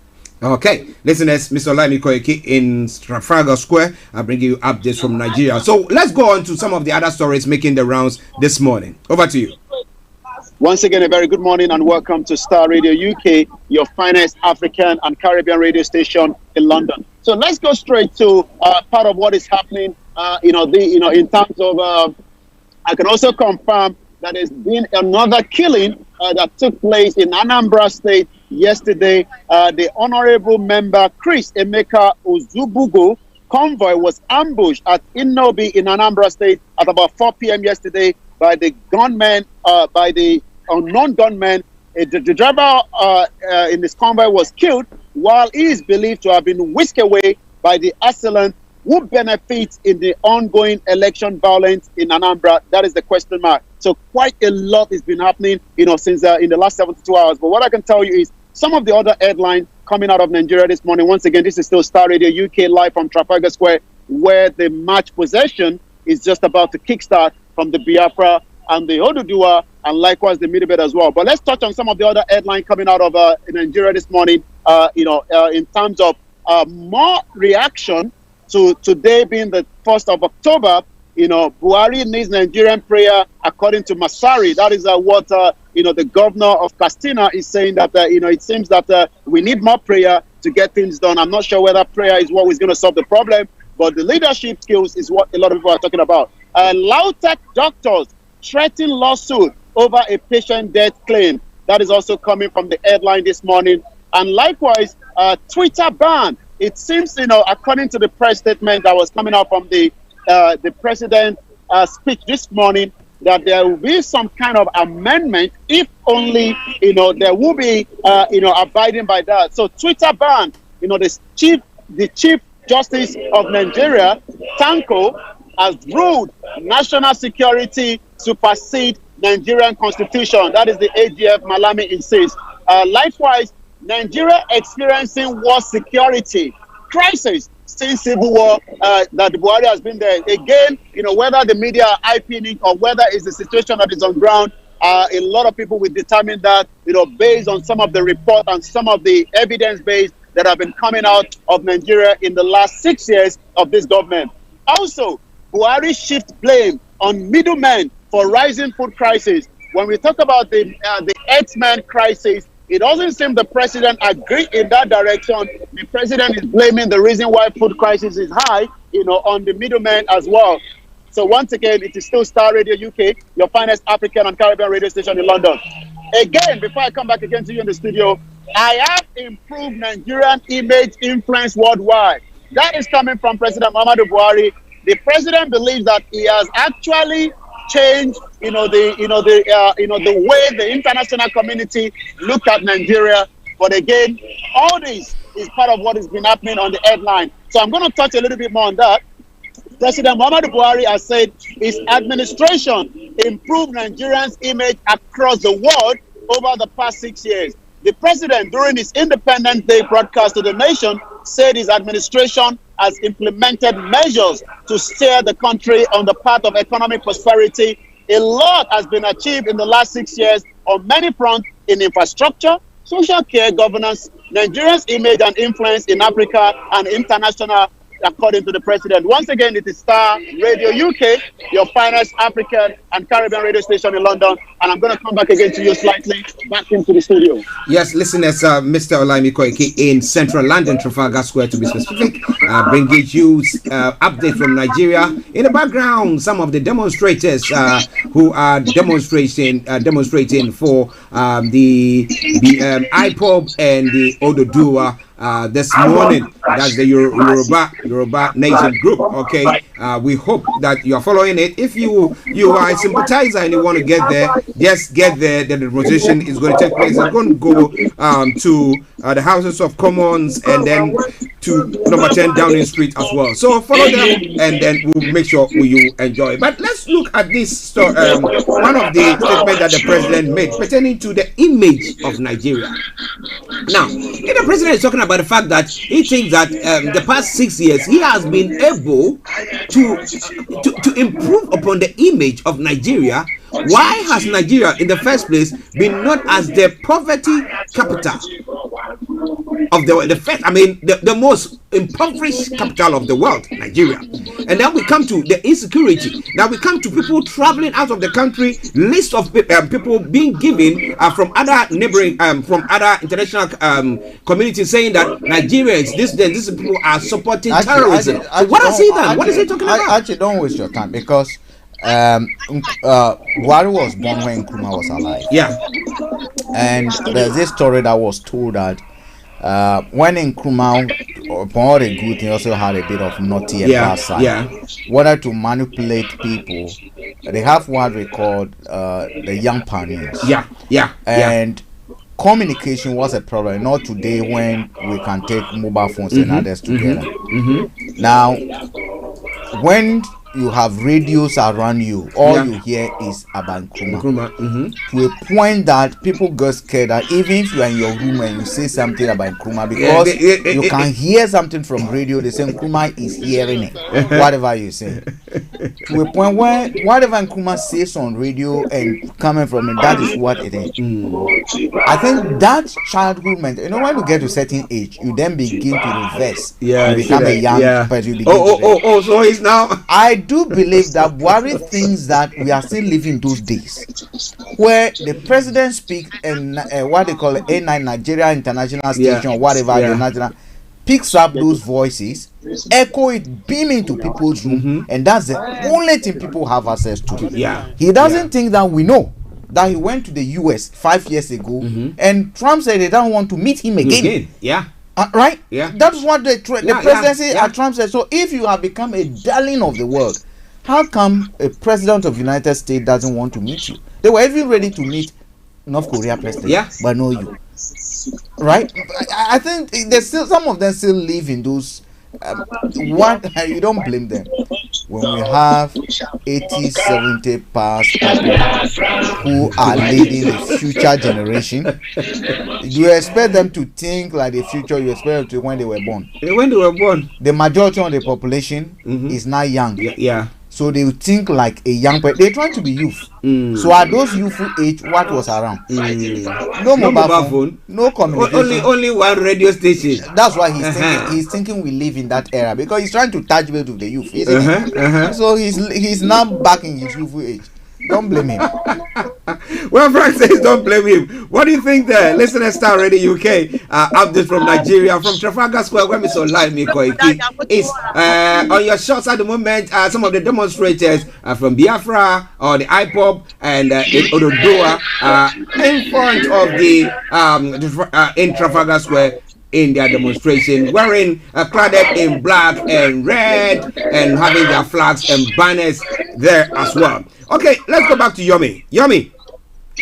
Well, like I said, more people are arriving. And yes, I mean, you're talking about the image of Nigeria. Whatever and however you might want to look at it, the international community, would have looked at the image based on our borrowing and some of the, the reason why those money has been borrowed. I mean, let's take it back to when, this government was coming in 2015. Quite a lot was promised, but after the first year, the first term of the government, a lot of Nigerians were disappointed. But when they came back in 2019, you would have expected that Nigerians would react, by not voting them back in.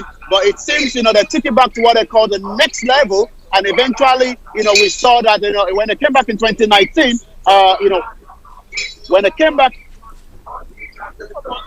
And then eventually when they came back in 2019, Nigerians voted again the APC, and now they're just about 2 years away. And like I said, we are still on our countdown, which is just about less than 460 days or thereabout before the next general election in 2023. Is it going to be restructuring? According to the Attorney Perry and some groups, I believe that the country needs to be restructured. But part of what the president said again this morning was Nigeria is non-negotiable.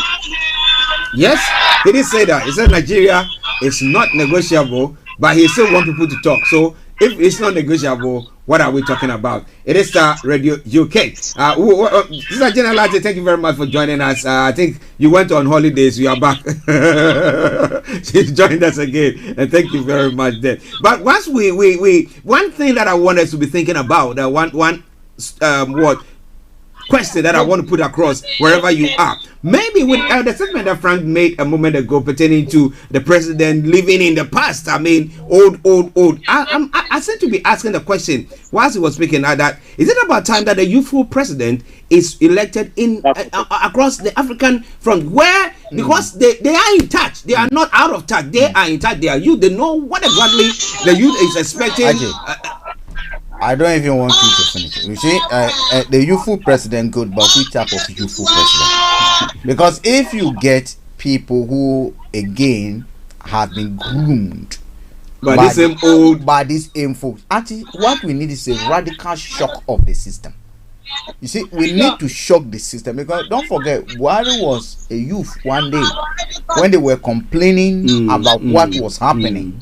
He came as a military. What prompted him to shoot himself into power as a military leader? The problem still persists today. So yes, it's good to be youthful, but we need to find out which type of youthful people. If you get this kind of groomed thieves to come and take over again, it doesn't matter. I mean, we can go to Ghana and such example of youths that are thieves. Than the old folks. Worse than the old folk. More greedy than the old folk. Thieves. Are you getting me? People just because their presidential secretaries acquired 33 properties within 2 years. Thieves.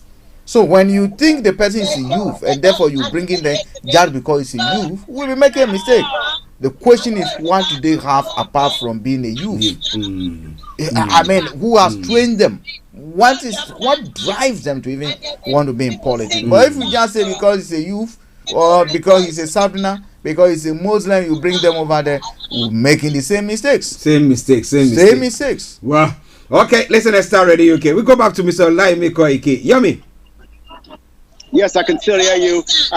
Let's just go back again and see what we got on Twitter this morning. Once again, it is still your finest African and Caribbean radio station in London. It is Starr Radio UK, right here in Trafalgar Square. And again tomorrow, right here, let us remember that about 19 days just after the Independence Day, almost 300 to 400 protesters at the Lekki toll gate had a bit of a clash where the military eventually came in, and then we realized that more people have been killed. So let us see what is trending. It's all about the images that have been coming out from Nigeria this morning, and they are linking that to the answers. We talked about it yesterday when Davido himself was saying that one of the biggest threat to the government was the protest of the NSAS last year. But part of what Sarah is saying is we reject conditional lifting of ban on Twitter in Nigeria by the President Muhammadu Buhari administration. President Buhari must immediately and unconditionally lift the illegal suspension of Twitter and allow Nigerians to freely exercise their right to freedom of expression. Also, according to David Odiyen, I remember when Buhari would try to Ismailize Nigeria was considered to be something kind of cookie conspiracy theory. Good times. Yesterday, we had his Attorney General quoting Sharia law for us in ECOWAS court to defend his Twitter ban. And this again is part of why a lot of Nigerians are very, very skeptical. They're worried that the country seems to be going in a different direction as well. So let's take again from Reno, hashtag answers. Today, my country Independence Day celebration We are reminded of our inability to depend on our leaders for security, safe places, better living conditions, freedom of expression. Yes, Nigerians are independent, happy independence Nigeria. And again, the president is linking that, those that are sponsoring Nnamdi Kanu and, Chief Sunday Adeyemo Igboho are people within the Senate, and they are working on that as well. That was part of, what he said. And again, quite a lot is happening. Protest in Abuja on Independence Day. A protest is holding in Abuja on Friday, Nigerian Independence Day. The protesters mostly carry placards saying Buhari must go. The last one I say, none of us are free until all of us are free. Today we remember the souls lost to the state-sanctioned violence in Nigeria. This is Star Radio UK, your finest African and Caribbean radio station in London, and I say I come back again to you slightly in the studio. Yes, listeners, Mr. Olayomi Koiki in central London for you. Let me acknowledge Mr. Tabiri and Tabiri, money man as well, who's joined in on the Facebook as well. Now share the broadcast with your friends and loved ones. But Frank, a quick one that I want us to have a look at. Now we had, as I was saying earlier on, we had, I think, some of the Arab countries, or is it Dubai or one of them, who came out with a list of some big hooks in Nigeria who were said to be sponsoring terrorism. Now, up to now, the government have not come out with a list. The government will tell you it's fake news.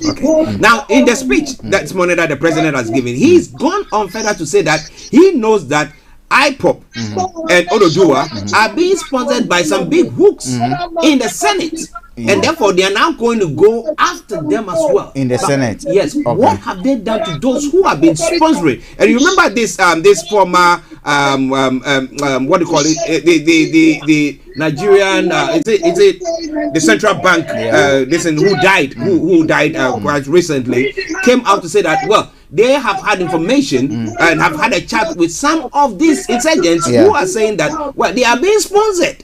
Yeah, Archie, this is a battle, and those who want to fight for freedom must be ready for some of the consequences that come. I've always maintained that you do not stand up to say, okay, I'm going to fight for a cause that I believe in and expect it to be smooth. That should be more of an asphalt route with a new member that you drive on. Even if there's a small portal, you don't feel it. It's so comfortable. So they should brace themselves up. Now, the president know that if anything at all under his watch, anything of this disintegrate, he'll go on record as someone who could not hold Nigeria together. That is one thing that will go against his name. Now, do I think that going after them aggressively is what? Those are some of the tools he has. Now, those who wants the Yoruba to separate, those who want to expect that, yes, the state will come after them, and we saw it. We saw why Kano is in prison today. We saw why Sunday goes in prison today. My only worry is that when the likes of Kano in prison will now be framed and be told that he's named some key people they want to take out of Senate. So they come to arrest you and they tell you this person has named you as one of their sponsors. Those are the worries. But you're right, you asked a very important question. If people are sponsoring IPOP and this, is it saying that they are now terrorist group? And if they are terrorist group, what happens to the bandits that are kidnapping? And how about those who are sponsoring them? And did I hear Olayomi also say that a judge or something use Sharia law? The Attorney General use Sharia law to justify in an ECOWAS court. The ban on Twitter. To ban. That's the more reason why I keep on saying the president's speech this morning is basically as an invalid as it sounds. Because at the end of the day, you cannot be talking about Nigeria, one Nigeria, and use Sharia law to ban a facility that even Southerners are using. At the end of the day, Sharia law is not the constitution of Nigeria. We're not in Afghanistan. Unless he's now beginning a self-fulfilling prophecy, which people predicted that now that Afghanistan has come back to the Taliban, the next line of line will be Nigeria. Fall into an Islamic state. If that's what you want to tell us, because for an attorney general to go to the ECOWAS court to be quoting Sharia law as the basis for banning this, and I'm stunned. Well, listen, as a Star Radio UK, I mean, wonders will never stop happening in Africa. And this time around, looking at Nigeria, oh my goodness. But we'll go back to Mr. Olayomi. It's a minute after 12, and we know that we have to run up, and then he can have enjoy the protest that is going on and give a good coverage. But Yomi, can you quickly get us one of the protesters so that we can just talk to them briefly? Sorry, I didn't get that. Can you repeat that? Yes, I was saying that we know that you want to go, but can we quickly get one of the protesters, maybe one from each side, one from the IPOP, one from the Yoruba, and then just a quick chat, and then you can continue. Right. Let's stick to one of the from the Yoruba side, and then she can be able to tell us what, and then we go back to the Biafra and get a bit from them as well. Okay. Yeah, she can hear you now. Go ahead. Okay, good. Good afternoon. Yes, what's your name, please? Your name, please. I will not give my name at the moment. That's okay. Don't you worry about it at all. Now, how far have you come? From what part of the UK have you come to this demonstration? From the UK, we are in London. Okay. Now, what is motivating you for you to be there in a rainy day like this in central London protesting? Well, mainly today for the Yoruba people who are the speak from the southwest. And what I will do now is I'm going to put my hand on the time. Buhari, how many times did we Yorubas call your name? You gave a stupid speech. This is what is motivating us today. You made the speech today saying that you're giving an independent speech, telling all Yoruba people that Nigeria is not negotiable. Who made you God? Buhari, how many times did we call your name? How dare you say that Nigeria is not negotiable? Under the United Nations, all ethnic groups in Nigeria are entitled to self-determination. We have a right to self-determinate. We do not want to be under your subjugation.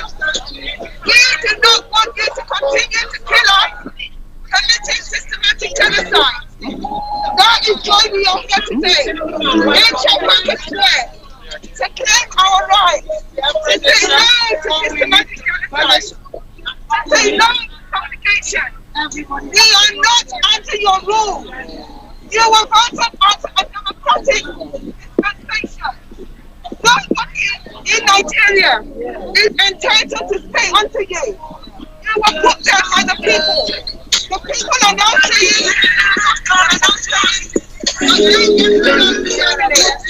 why are we in our rights? You are lying. We are doing this on our own will.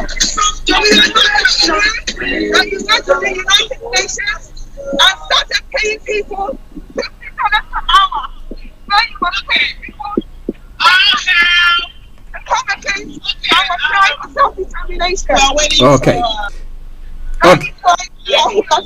Yeah, thank you very much for that brilliant speech that you've given. We say it here that look, if you believe in a cause, you go all out for it. It could be difficult, it could be challenging, but you believe in it, and therefore we want to urge you just continue to fight the good fight. Let me put it that way. Thank you very much for joining us. From the Biafra as well, and then we can start bringing the broadcast to an end. Once again, this is still Star Radio UK. Let's get one from the. Come. Okay. We get one from the Biafra. Let's get you to speak on behalf of the Biafrans. Who do you want us to speak? The studio want to speak with one of you. Who's going to be speaking on your behalf? We need somebody to speak on your behalf quickly before we start bringing the broadcast to an end. So the studio is going to speak to you. Can you tell them to drop down the sound, please? We need to drop down the sound so that we can. Okay, now this is Star Radio UK. They can hear you loud and clear. No, you're going to use the other side. Okay, why she gets a earpiece on? Yes. Yes. Good afternoon, madam. You're gonna speak it. Can you? Good afternoon, madam. Hello. Yes, I can hear you. I can hear you. Good afternoon. I think we lost the earpiece, but she'll be able to hear from you now. Go ahead. She can hear you. Go ahead. Yes. Okay. Good afternoon, madam. Just a quick one. Why have you gathered there, and what do you think this demonstration? I can see a nice placard or a banner of what do you call him? Nnamdi Kanu with you. My question is, do you think your protest in Trafalgar Square this morning is having any impact at all? If you want to repeat that just about 1 more second, I know it's a bit noisy at the background, but just repeat it again, please. Okay. Apologies. I was just finding out why you have gathered there, and do you think your protest that you're having now is going to have any impact on the freeing of what do you call him, Nnamdi Kanu? Yes. We gather from all over the world, send the message to our British government that it's time to free Nnamdi Kanu. And I think, gathering here, because Britain is the government that kind of colonized us, and I know they have a lot of impact here in the United Nations and all over the world. And they are the ones, we created the extraction called Nigeria. So their impact, has a lot of weight all over the world. And that is why we decided to come over. We've been doing protests all over the world. We've got to the United States. But here, we want to send that message directly so that they can see us face to face. That we want the Kanu to be released. We want to communicate fully and unequivocally send that message to them that it's time to release it. Okay. All right. I'll come back again to you in the studio one more time. Maybe you got one more question. This is still Star Radio UK, your finest African and Caribbean radio station in London in Trafalgar Square. I'll come back again to you, Mr. Archie, for the last question for her. Yes. What do you want to tell all IPOP or Igbo followers across the world? What do you want to tell them this day? Okay.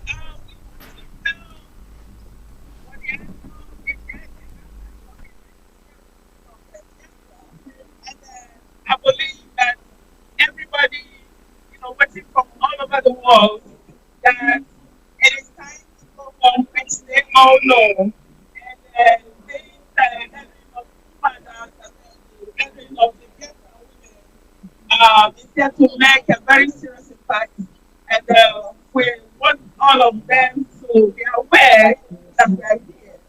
And in watching us, they'll be able to, everybody be on the same page. So that is why we are here and we're able to send us, and then we feel that we've been able to communicate that message. Okay, thank you very, very much. Yeah. See you now in the studio so we can start winding it down. Once again, I say a very good morning. Let's take one more, and then we're gonna say a very good morning to all our viewers as well. So we're gonna take one more, and then we say a very good morning. So there's still one more person I want to speak to us. Yes. Okay, Yomi. So you talk to the person, because it seems like my communication cannot get to them clearly. So quickly, you just talk to the person, interact, and then we lost the. Can you hear me now? Yes, I can hear you. Okay. All right. So what I'm gonna do now is I'm gonna give her that, and she can hear you as well. Okay. Yes, sir. Go ahead. Yes. Good evening, out. Sorry, good morning, good afternoon, good evening, wherever you are in the whole world. Yes. Just a quick one. What is your message to the whole of the those who are supporting the Yoruba nation? Sorry, can you come again? What is your message? Yomi, just relay it to her. What is your message to everyone around the world this morning? Yes, the message to the whole world today is that we need to come out and fight this battle. Because this battle did not belong to one person. Buhari has turned everything upside down in that country. We are in this country, we cannot move to our own country. We know the way we grow when we are coming out, when we are growing up in Nigeria. This is the country that we are moving 12 p.m. to 12 a.m., 1 a.m. We go about doing all our things. But this time around, nobody can move. We by 6 o'clock, you can't go anywhere. So everybody needs to come out and fight this battle because we are tired. The killing is too much. People finish from school. No work. No work for our men, no work for our women, nothing. The children are going to school, they come up from school, nothing for them to do. So my message to everybody in that country is to come out wherever they are and let's fight this battle. And let's get what we want. Because why is the way, look at what happened, look at the speech, the bloody Buhari gave today. The idiot gave today. I'm going to use a fuck language to him. That look at the language, he said Nigeria is not negotiable. It's not negotiable. Can you imagine for him? And look at what he said. He said Sunday go and then we can that is people that we that organize it, that are using them again. What has Sunday go done for him? What has Sunday like? Look at Gomez is going around doing all sorts of things and he cannot even say anything. They cannot arrest Gomez. Who is Buhari? Who is Gomez? They are just running slaves. Yes, slaves. And they are coming out from the markets of this world. We are tired. We want our Yoruba nation. We want to get out of that problem that is doing. We want to actually, we wish to see that let it come if it's bold enough. Let it come. Let Gomez come if it's bold enough. Let him come. Thank you very much. Thank you very much, madam. We hope that fire continues to burn until you get to that destination that you are looking forward to. So thank you very much. Enjoy the protest and I will catch up later. All right then. All right, we're going to be ending here, but we'll be streaming on live Facebook on Star Radio UK as well.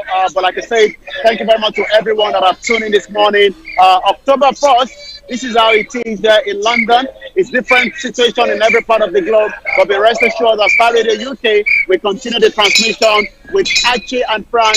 It's thank God it's Friday right here in Trafalgar Square. And I hand over back to the producer back in the studio. I say a very good morning. Yes, thank you very much, Mr. Olayomi, for that wonderful outing there. We hope that you enjoy your day. We'll catch up later. Bye-bye for now. Bye-bye. Bye-bye. Well, listeners, that was Mr. Olayomi in central London where a protest is taking place this today in commemoration of the 61st anniversary of Nigeria's independence and what is happening in the country at the moment. The divisions that is going on, insecurity, name it. So we have the IPOB, we have the Yoruba who have gathered there to protest. Now you can join Mr. Olayomi while he brings you the other the continuation of the broadcast on our Facebook platform. But exactly at 12:40 we'll be having our money man, Mr. Tabiri, and today he says that there are people who are working from home. They call it hybrid. I don't know whether hybrid car or this is. So he said that today, the current state of government COVID intervention, okay, the hybrid, we're going to be looking at working from home allowance. You are now the electric and the energy prices are rocketing. So now you have to claim. But how do you do all that? We'll be bringing you more on that front in a moment. It's Star Radio UK. 40 minutes by the top of the hour. Let's take a quick break and we'll be back with you. Stay tuned. Don't you go away. Hi there. Are you dreaming of owning your own house in Ghana? Then you will need a well-documented piece of land that is free from troubles. I highly recommend My Africa Property for any size of land that you will need. With My Africa Property, lands are available in Pram, Sopoli, Tohenia, Ogome, Dodova, Winneba, and many other locations at affordable prices. These locations are about an hour away from the airport, only 35 minutes from the motorway, 10 minutes drive from Central University College, 10 minutes drive to the beach, and close to Pram Senior High School and Ghana Men's Soccer Center of Excellence. For more details, visit our website www.myafricaproperty.com or call our UK office on 0208 123 2523.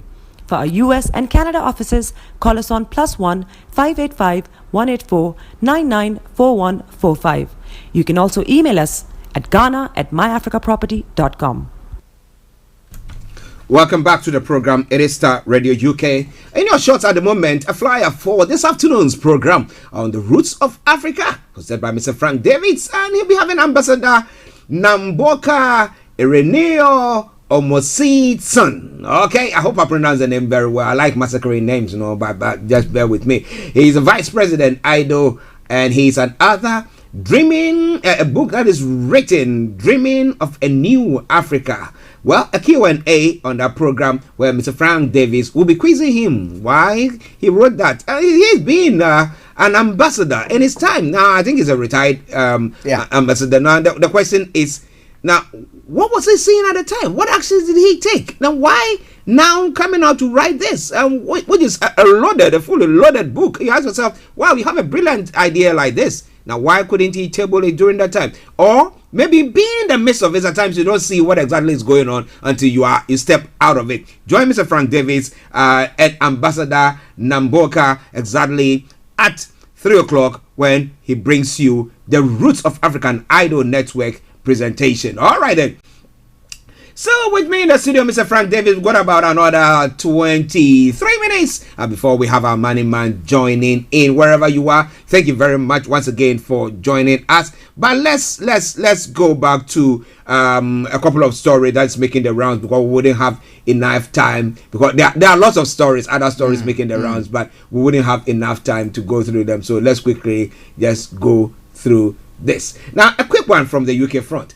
Now, the sentence of our cousins yesterday has now come out with some more details of things that were going on. They were talking about WhatsApp group that cousins had or was on. Was a member of.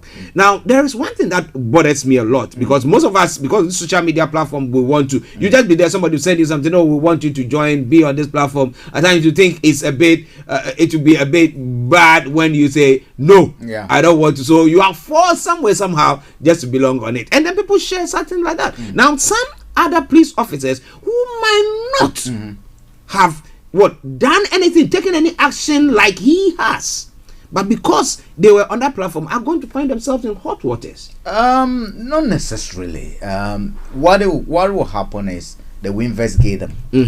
Sometimes we take things for granted, and I don't believe that the police took some of these things for granted. One of us, it least to be expected, because look, we respect them and we hold them high esteem. Look, if there's a burglary over here and we are told that a police officer has also entered this building, he will be the last to be suspected. If there are 10 people who have entered it, there's a program that takes place. There are 2 police officers that came here, another other persons came. I mean, the least to you will suspect to be a police officer. Are you getting it? Because one, you expect them to know the consequences of their actions. And when caught, what it could lead to. I mean, we know, especially people who are law enforcement officers, when they foul the law, the law, their sentence goes quite severe. So even if you belong to the same WhatsApp group with him, you will be, I mean, it's something that you probably overlook. But to the extent that people were calling him rapist, why were they calling him that? Why were colleagues calling him that? That, for me, I do not understand. Because if his colleagues were calling him rapist, do they have any information? Why did they then protect him? Because for you to be calling someone rapist, you cannot call somebody just rapist like that. There must be an underlying factor. What has he raped? And why are you calling him rapist? Why not any other description, but willingly accepted that as a rapist? Does that mean that he's raped people before, or someone knows he's a rapist? So if that is the case, then the police has I mean, a lot of questions to answer. A lot of questions to answer. If, to me, those who knew him and were on that group, and who even verbally referred to him as a rapist, had any conscience at all, they would have made a report. And I can't trust any of them. Again, because if you can call someone a rapist, and probably you were informed by the fact that probably he's done something in the past, you could have as well, or I mean, cover someone, or you will as well cover someone who has a potential to commit murder. Are you getting me? So I can't trust you, and that's what I believe the police must come out to explain why they could not investigate that when people were referring to him as rapist. Yeah. For me, it's something that was a bit shocking because I wouldn't want anybody to refer to me as a rapist. No. So if someone, what kind of nickname is that? Gee. Yeah, it's been given a nickname rapist, and you're comfortable with it. And Then others, then for me, the police must explain. The public is calling for heads to roll. Now, should Cressida Dick, should the Home Secretary, should they fall on their swords? I think the what do you call it? Cressida Dick should go. That's in my view. Why? The reason being that sometimes you need a change to bring a bit of institutional change in it. We've had this happen under her watch. Okay. We have the situation again where this Wimbledon.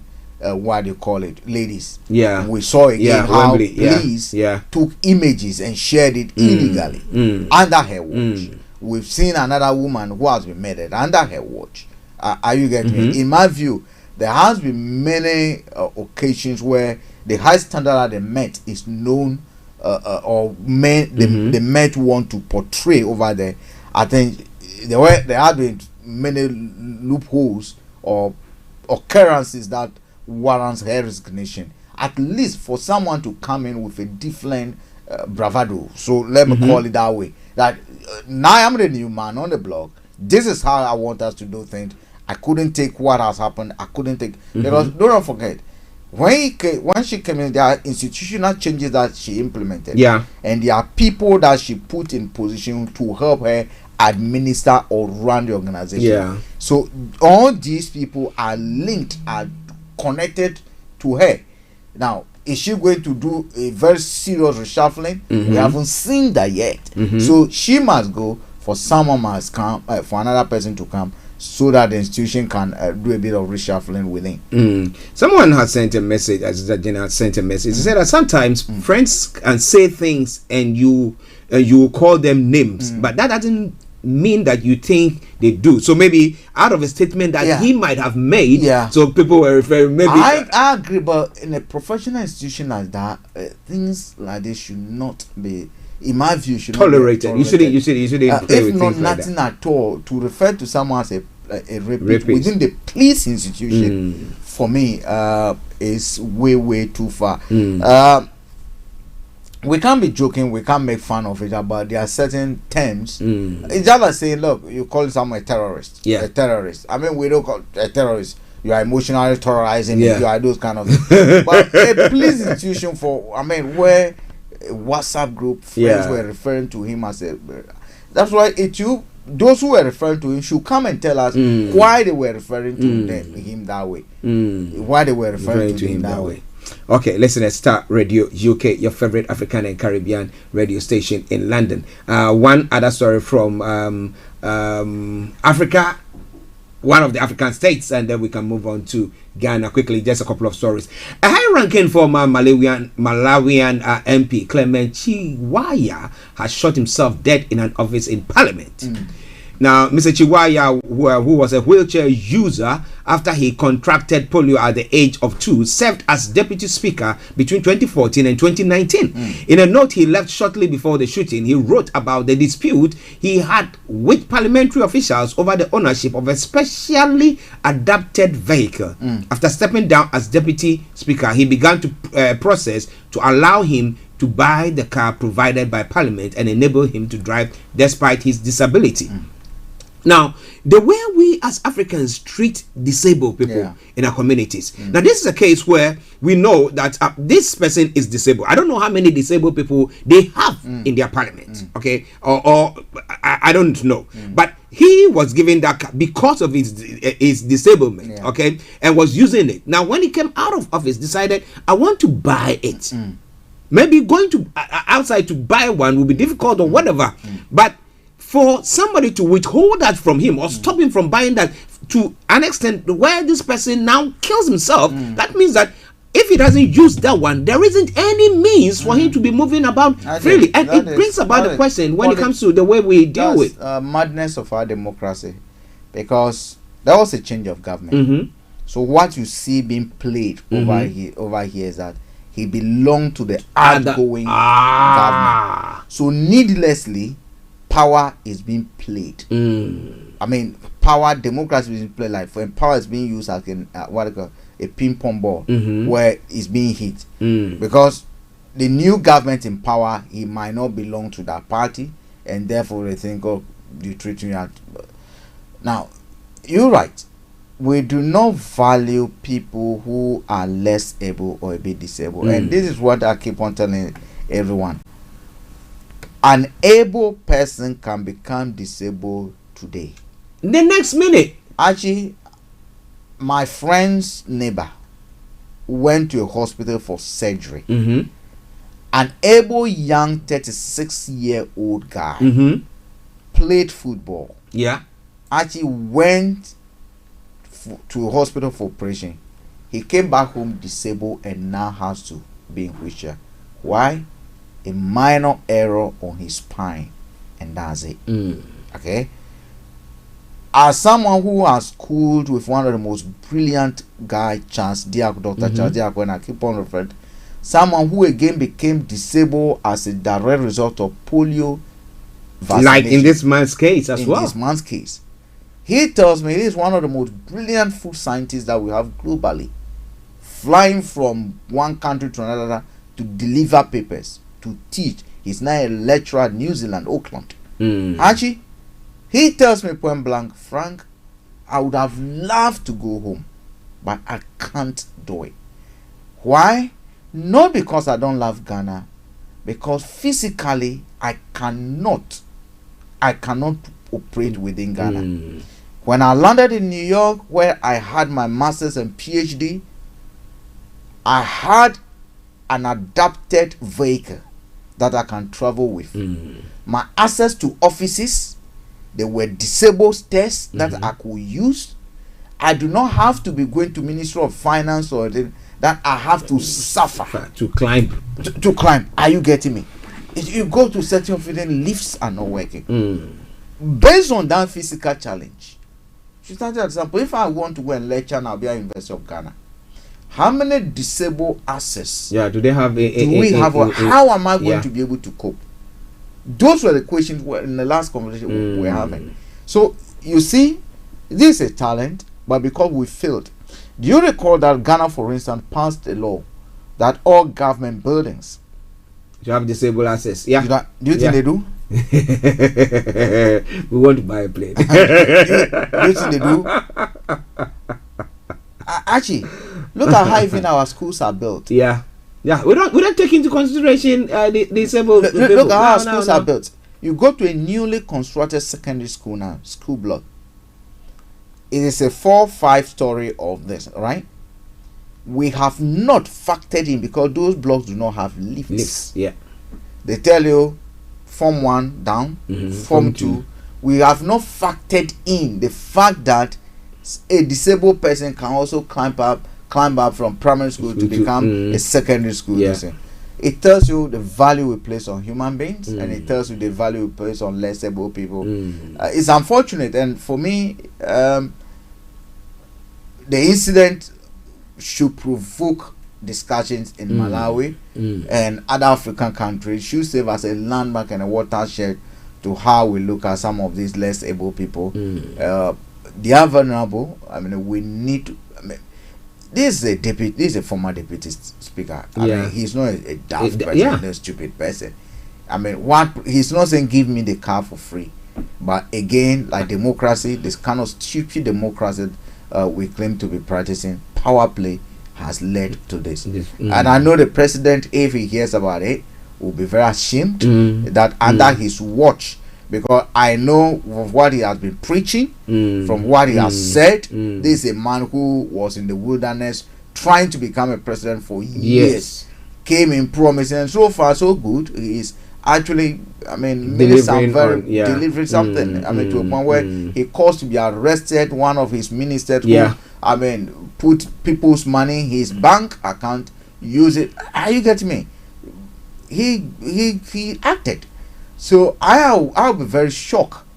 I'll be very shocked if he knew about this and did not intervene. If you knew about this and did not intervene, and again, if you suffering, if some of this is happening, did they speak to any media? Sometimes those are the tools that are available to us.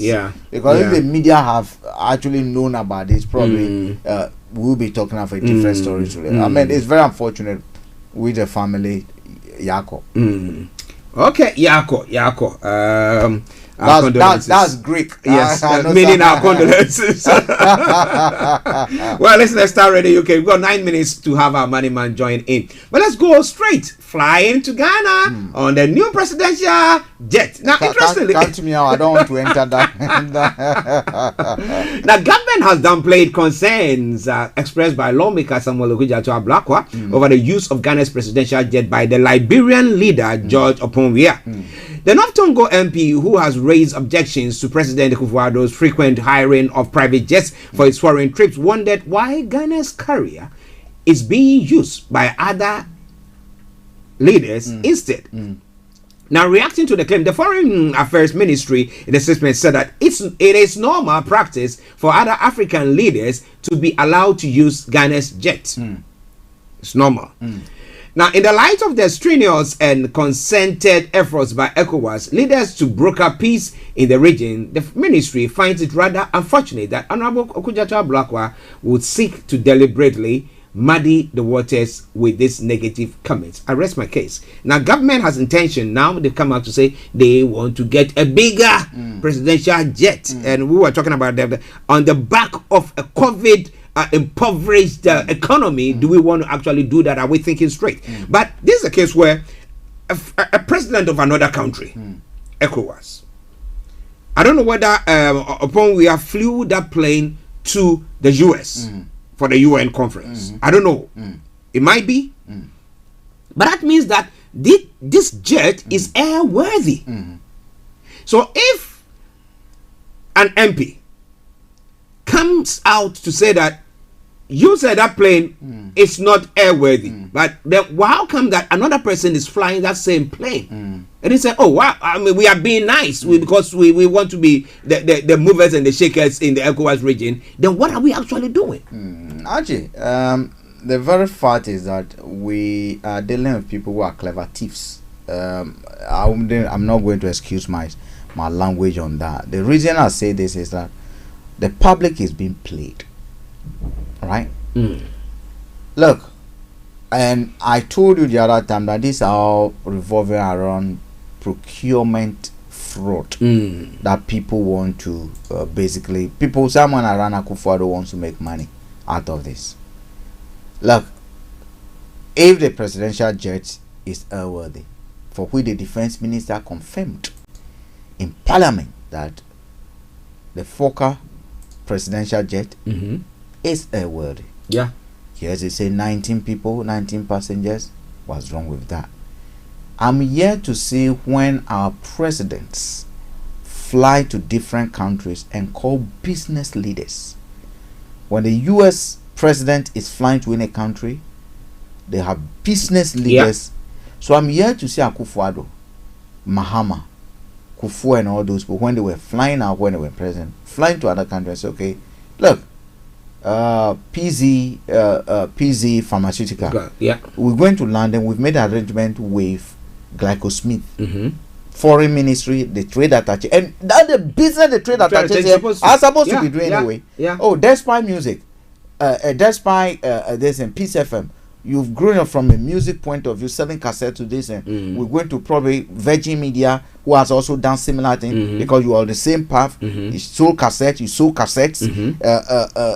I mean, produce movies, you did the same thing. Now he owns media houses from radio to Disney. Also, that we want to see if there's a way that the two of you can share ideas and you can come off as part of your carefully business elites are selected. Probably soft trade.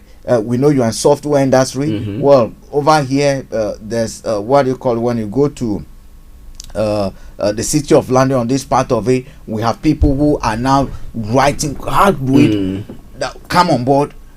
That is when we begin to justify the need for a business, because we know the return on investment is going to be high, right? What we do see is family and friends party on presidential jets. When Akufo-Addo was going to the UN, I mean, which people did he take with him? Did you see any business person? It's the likes of Owusu Bempah and the Hobson Adoy and Gabi Ochire-Dakuns. They were those who flew with the president. You know, Owusu Bempah go to the yeah, not the pastor. You're my friend. I you get me? Yeah. Those are the people who went with for Akufo-Addo. You ask yourself what benefits the state deriving. Now, the critical question as to there's nothing wrong with another president hiring our plane or using our plane. But Ayoko should not come and lie to us over ideas about peace brokerage mission. We are part of the delegation that went to Guinea? No. And again, the leaders didn't they know they were in touch with the ECOWAS citizens anyway about that because he didn't fly to Guinea. We didn't see him flying to Guinea Conakry. He wasn't like an appointed negotiator for ECOWAS. Akufo-Addo himself went with his what they call it, pal. Yeah. Who will be the list of the representatives that if I were the military leader I want to even speak to because he's guilty of the same thing. Are you getting me? But actually the bottom line is that people want to inflate costs. People want to buy and make money out of it. It's about money making. Yeah. That's all they want to do. They're thinking of a presidential jet. Actually, I do know that in 2009, when Atamos came, there was this jet issue that they want to rope Mahama in. Yeah. That he negotiated. Yeah. We bought a jet for the military. So this justification that look, we're buying a jet that even the military can use is neither here or there. The military have a jet already that was purchased recently for them. Okay, so where is this argument about the justification they've given is you can fly 100 people to do what? To where? Consume more fuel. It's just about. Actually, you see, this country, our country, Ghana, is a pity. But you see, you do not see what. I don't know what goes through their heads because I don't know whether there's a disease that once they get to power, it goes to their heads, for which I want vaccines to be developed for them. Because if someone tells me today that Akufo-Addo will be behaving the way he is now, actually, I wouldn't believe it. I wouldn't believe it. If I were not alive to witness what is happening, I wouldn't believe it. Because from what he told us, from what he said, and what we are witnessing, actually, they are 1,000 miles apart. And for me, Ayoko Bochue's statement is neither here or here. I mean, if they think it's different. Look, let me read something Akufo-Addo attributed to Akufo-Addo a few years ago. Every city that is stolen means a child being denied education. A farmer being denied fertilizer. A driver not getting good roads. And the sick being left to die. I fear for Ghana.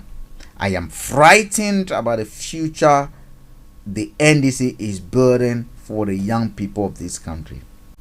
It is a future of indebtedness, a future of hopelessness. It is a wretched future being needlessly created by a reckless government. The prospect of another 4 years of this scares me, and so must it scares you too.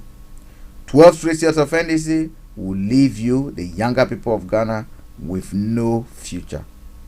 Of note, the danger of such a future has already started. It can be seen in the fact that oil-producing Ghana has had to run to IMF for a bailout. The world just doesn't understand what is happening to Ghana. Actually, that was Akufo-Addo a few years ago, okay? I know we've run out of time. I was going to give you a video that I was sent yesterday about the future of some of the youth I think it's a 2-minute video. Probably after this, you can Money play. Man, yeah. That was the type of future Akufo-Addo has created for us, and I rest my case.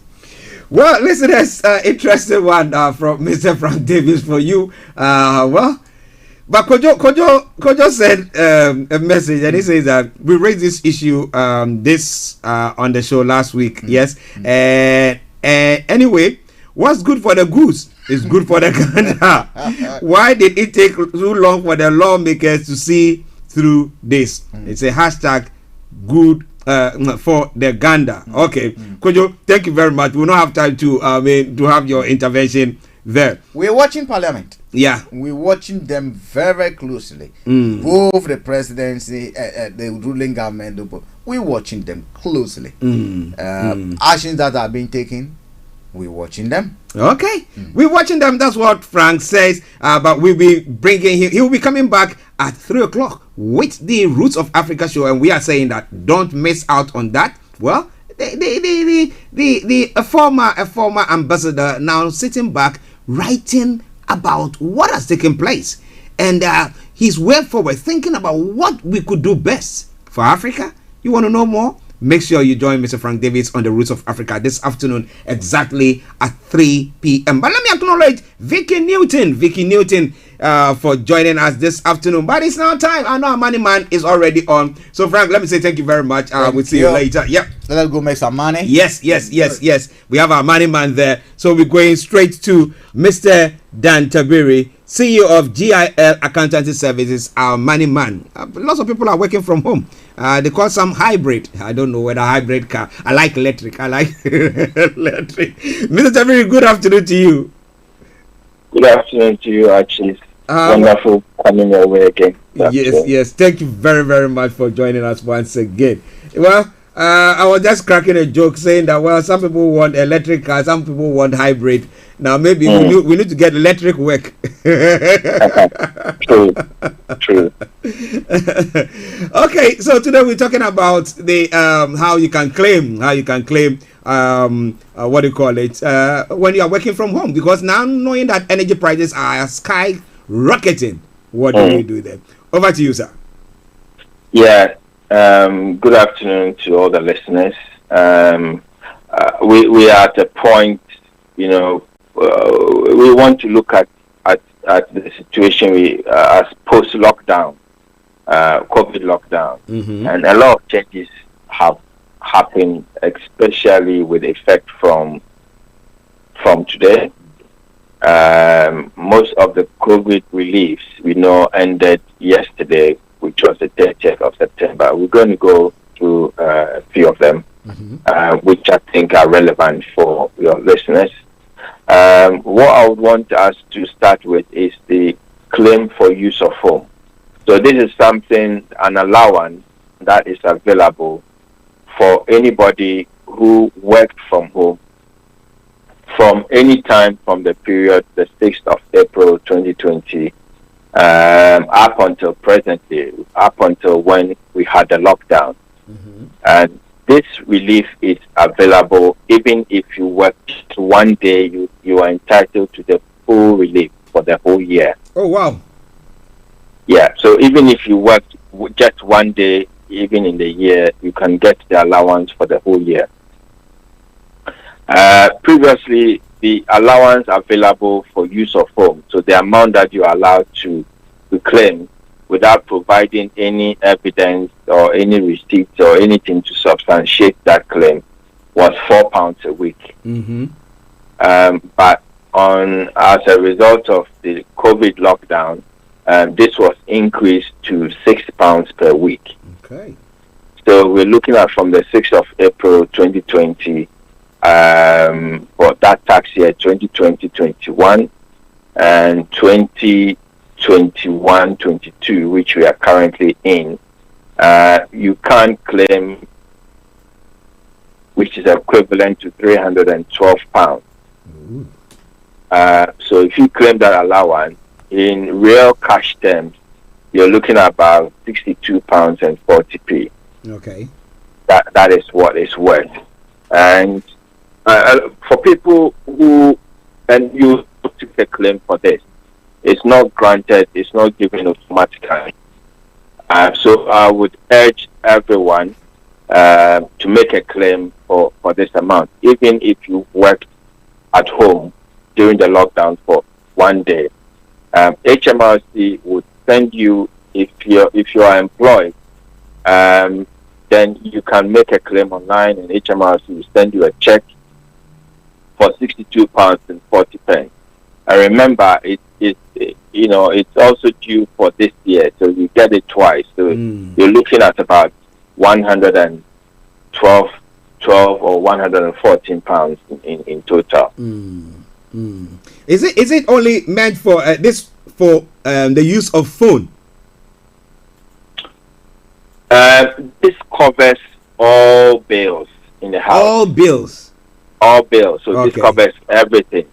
Yeah. Okay. So this is the amount that you can claim without, necessarily having to provide a receipt. But if you want to claim anything above this limit, this amount, then you will be required to produce evidence. So you need receipts or bills or contracts that show that you incurred this expense in relation to work, and your employer has not already reimbursed you for it.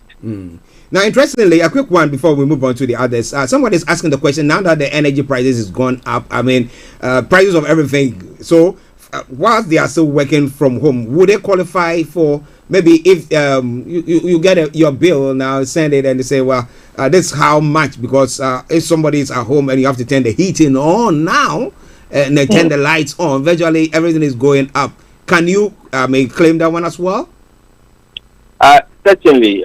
That is an issue that's we're really going to be seeing in the next couple of, in the winter months that is coming up, with the gas prices going up and electricity and everything. People's bills are going to start rising, and definitely this is one that you can look to claim outside of your normal £6 allowance. The thing to note, obviously, is that if you choose to work from home, then you cannot make this claim. But if your employer asks you to work from home, then you can make this claim. There is a small technical bit there that people need to be careful about. Okay. If you are a self-employed person, then that is fine. But if you are employed, yes, that clause can cancel a lot of claims. So people need to be aware of that. On that, some people have been saying that, well, they've had a chat with their their bosses and said that, well, we are doing hybrid. Now, how many days do you want to come in? And some have said, okay, maybe 1 day or 2 days, or some have decided, no, I still want to keep working at home. Does that mean that you cannot claim? If you decided, when the options were on the table, you decided, okay, I want to work at home, you cannot claim that at all? Correct. So if your employer has provided a place for you to work, provided facilities for you to work, let's say 5 days in a week, and your employer has no objection at all, you coming in 5 days a week, but you decide that, I'll do 2 days at home and 3 days in the office, that is your decision. And it's not enforced by or requested or required by your employer. Okay. Then, you cannot make a claim for it. Interesting. Well, listeners, our money man, Mr. Dan Tabiri, I know you guys have missed him a lot. Well, it's got lots that is still bringing your way. Working from home, well, you can claim some money. Now, we've just told you that you can claim up to what? £114 for the last, call it 18 months or 2 years. What about that? Yeah. That's good money. Yeah. Okay. So, it's worth about £124 in cash. Okay. You would have to make the claim to get it. And to make the claim, you can simply go online and fill up a form. Go to www.gov.uk, search for tax relief for employees working at home. And you'll be required to set up a government gateway account if you don't have one already. and simply make the claim. And HMRC would either send you a check for 2020-21, that's gone. So they'll send you a check for that. But if you make a claim for the current tax year, they are likely they would adjust your tax code so that you can get the allowance through your paycheck. Okay. Well, okay, go on, sir. Yeah, so those are the COVID, working from home allowance. Please don't lose out on this. This is another, let's say, extra money that you need for the bills that you have to pay from working from home. The other area that we want to look at also, now we know that the fellow scheme has now come to an end. The government has wound it down as at yesterday. It's the last day for COVID. From the 1st of October onwards, there is no fellow. Employees by now should know what their status is with their employers. So either they have been recalled back to work, or their employer is not perhaps able to give them employment or continue with their employment, and so in which case they have to look at options available to them. And these options would be either to be put on redundancy if they qualify, or to look towards finding another employment or getting assistance from the tax credit system. So that is where we are at the moment. But the changes, would affect a lot of people, especially when it comes to the area of tax credits and working tax credit. Or people on universal credit. So whilst we had the pandemic, we know that tax credit working tax credit especially depends on how many hours of work that people did. When we had the fellow scheme, some people were on flexible fellow. So maybe, for example, if you were working 40 hours a week, your employer may not have had enough work for you, and so maybe they ask you to come in for 20 hours and come and do put you on fellow for the rest of your hours. And so people's incomes or hours of work reduced. During the lockdown, these reduction in hours did not affect people's entitlement to working tax credit. And so you were not required to report this change because it was seen as only a temporary change by the government. Now, with fellow having ended now from the 1st of October, if you have gone back to your normal hours, so if you've gone back to your normal 40 hours of work, then everything continues as normal, and you do not need to report anything to the tax credit office because nothing has changed in your circumstance.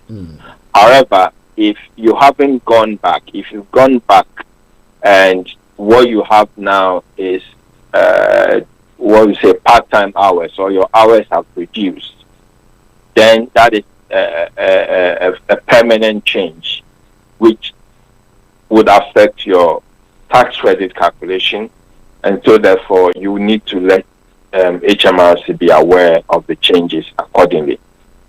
So if you don't do that, then if you're not careful, you'll be paid monies now that they would ask of you to refund in the future.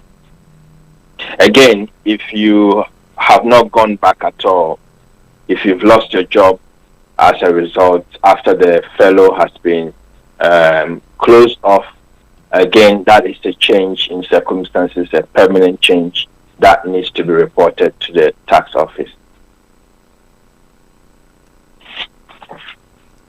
Yes, okay. Listeners, Mr. Dan Tabiri, CEO of GR Accountancy Services, money man, trying to put some money in your pocket, but you can only get our money if you listen to us. Some of these are seriously, and make sure that you don't miss anything there. But I promise you one thing for sure: once the program ends, the podcast is going to be available for you. He will let you know how you can contact him as well. But let's go on. Today we are looking at the current status of government COVID interventions and working from home. How you can claim some benefit from it? But remember, if you is by choice that you are working from home, then you don't fall into that bracket. So think through it. So we go back to him for some of the other interventions by government. Over to you, sir. Yeah, so we also, during the COVID, we had the self-employment grant. And so far, that is also being wound down.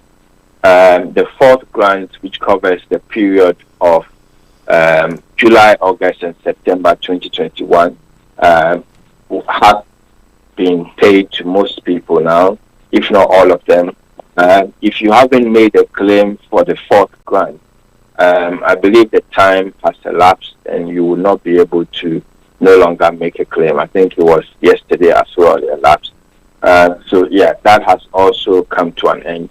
The people who are entitled to the fourth grant are those who, within the last quarter, can demonstrate that their income over the period compared to the pre-COVID period has dropped. If you are able to demonstrate, if you were able to demonstrate that, then you were entitled to the fourth installment of the self-employment grant. So that has also come to an end. And as you know, although we don't have fuel to go about, we know that it's now business as usual, and everything else has been opened, and there are no more any wide restrictions that should prevent us from going back to work.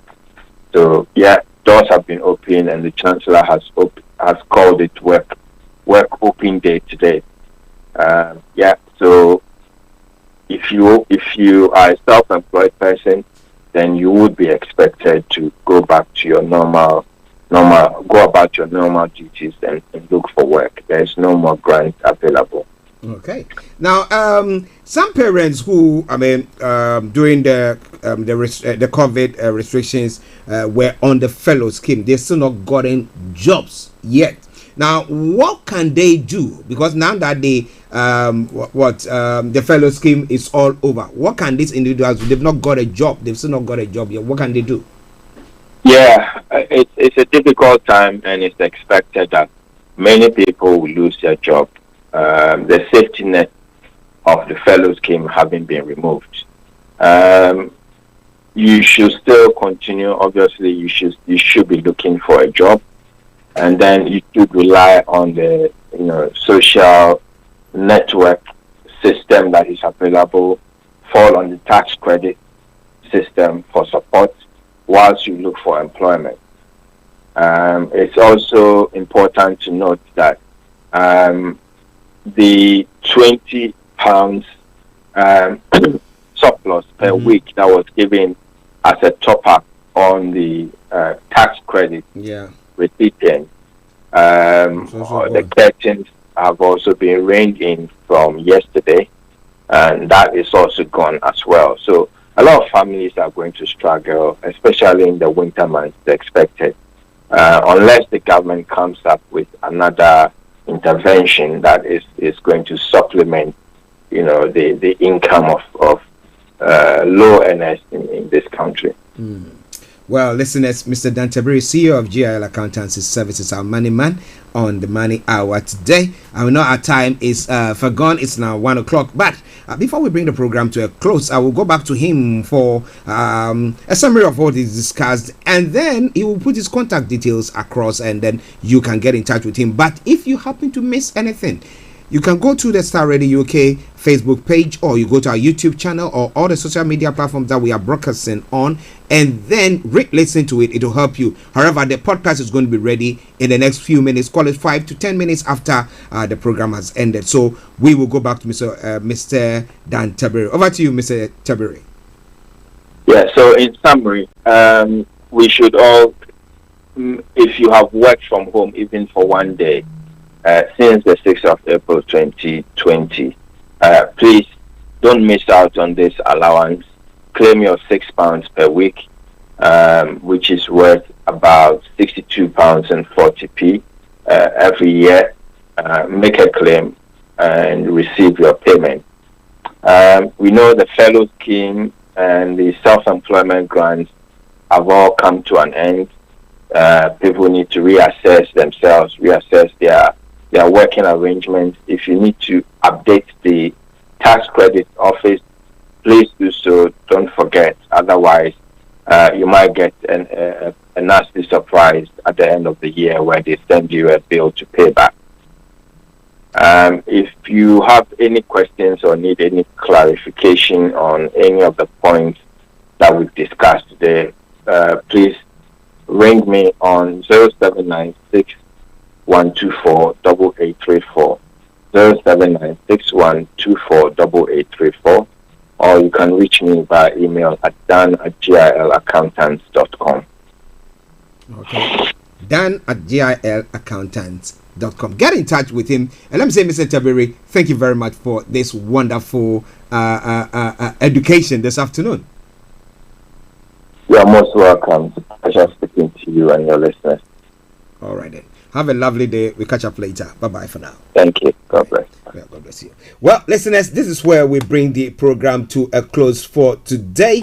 Like I said earlier on, this afternoon, exactly at 3 o'clock, we'll be having the one and only wonderful program that makes your afternoon every afternoon on Fridays. That's Friday afternoon, exactly at 3 o'clock. I never want to miss that program. I really want to be somewhere that I have the reception to make sure that I listen to it. It educates, it entertains. I mean, there are a lot of things that listening to that program has equipped me with, because there were things that were going on somewhere in South Africa, in Kenya, in Ghana, in other places that I never have a clue of. But listening to that program, the what they call the custodians of the culture there at times come out to tell you. But today we having a special person, former ambassador Namboka Ireneo Omositson, who is the vice president of IDO, and he's an author as well. A book that he's written. Frank is going to be reviewing the book with him, and it's titled "Dreaming of a New Africa." Now, where is he coming from? He's held all the reins, in various positions, and he's coming out to say that as well. So maybe he's seeing something that we've not seen. You want to know more? Make sure you make a date with Mr. Frank Davids and Ambassador Namboka when they bring you the program this afternoon at exactly 3 p.m. But there will be another continuation on that front as well. There's going to be another lady who will be joining in on that program as well. Okay. But you know more. I wanted to put her name across, but I couldn't get it. But don't you worry. That will be coming your way. So make sure. But the advert that I put across is the IDO Annual Convention and Business Expo 2021 that is going to be taking place in Ghana. Frank will be telling you more about all those on that platform. So make sure you make a date with him when it comes your way. It is Starr Radio UK, and I want to say a wonderful thank you to you for joining us once again on this brilliant Friday, the 1st of October morning. Day it's now afternoon here, where we've had a nice time. Those of you demonstrating, yes, I hope that continue. You believe in the cause, why not go on all out for it? If you are convicted, just go on all out for it.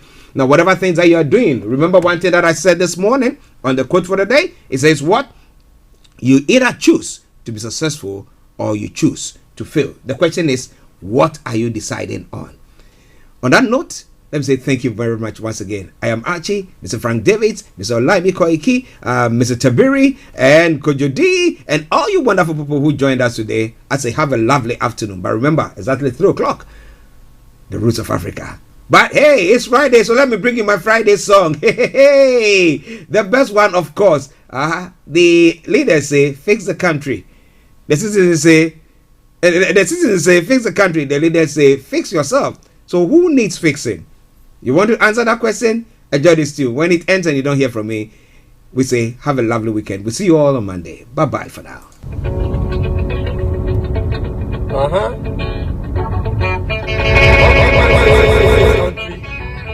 Belleful say fix yourself. Who really needs fixing? Now how?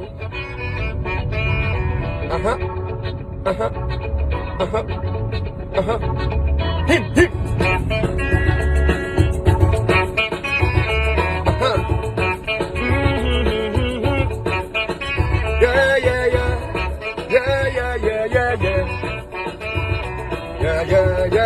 Yeah. Come on. Country hot. Country hot. Plenty no get what to eat. Even picking they feel the heat. So we ought to pray for change. Where? Gala. Country hot. Country tough. Everybody feel the heat. Even picking they feel the heat. So we ought to pray for change. We say fix the country. They say fix yourself. We say fix the country. They say fix yourself. Yeah. Tell me who and you and me be the country. Fix yourself. I agree. We say fix the country. They say fix yourself. Yeah. They say fix the country. We say fix yourself. No. Tell me who. Tell me me. Tell me you be the country. Fix yourself. I agree. Water plenty, mumu be thirsty. Water plenty, mumu be thirsty. And we get to go do plenty cocoa, but we still they borrow they go to get a job. It be whom you know. We live like crabs in a barrel. Shayo, rupa beshi and low. Hey, we say fix the country. They say fix yourself. Yeah. They say fix the country. No. Hey, tell me who, tell me me, tell me you be the country. Fix yourself. I said now you great. We say fix the country. You say fix yourself. Yeah. They say fix the country. We say fix yourself. Hey, tell me who, tell me me, tell me you be the country. Fix yourself. I agree. Your minimum wage be hand to mouth. The government know the pay for months. From the same pay, picking go chop. The fees go come.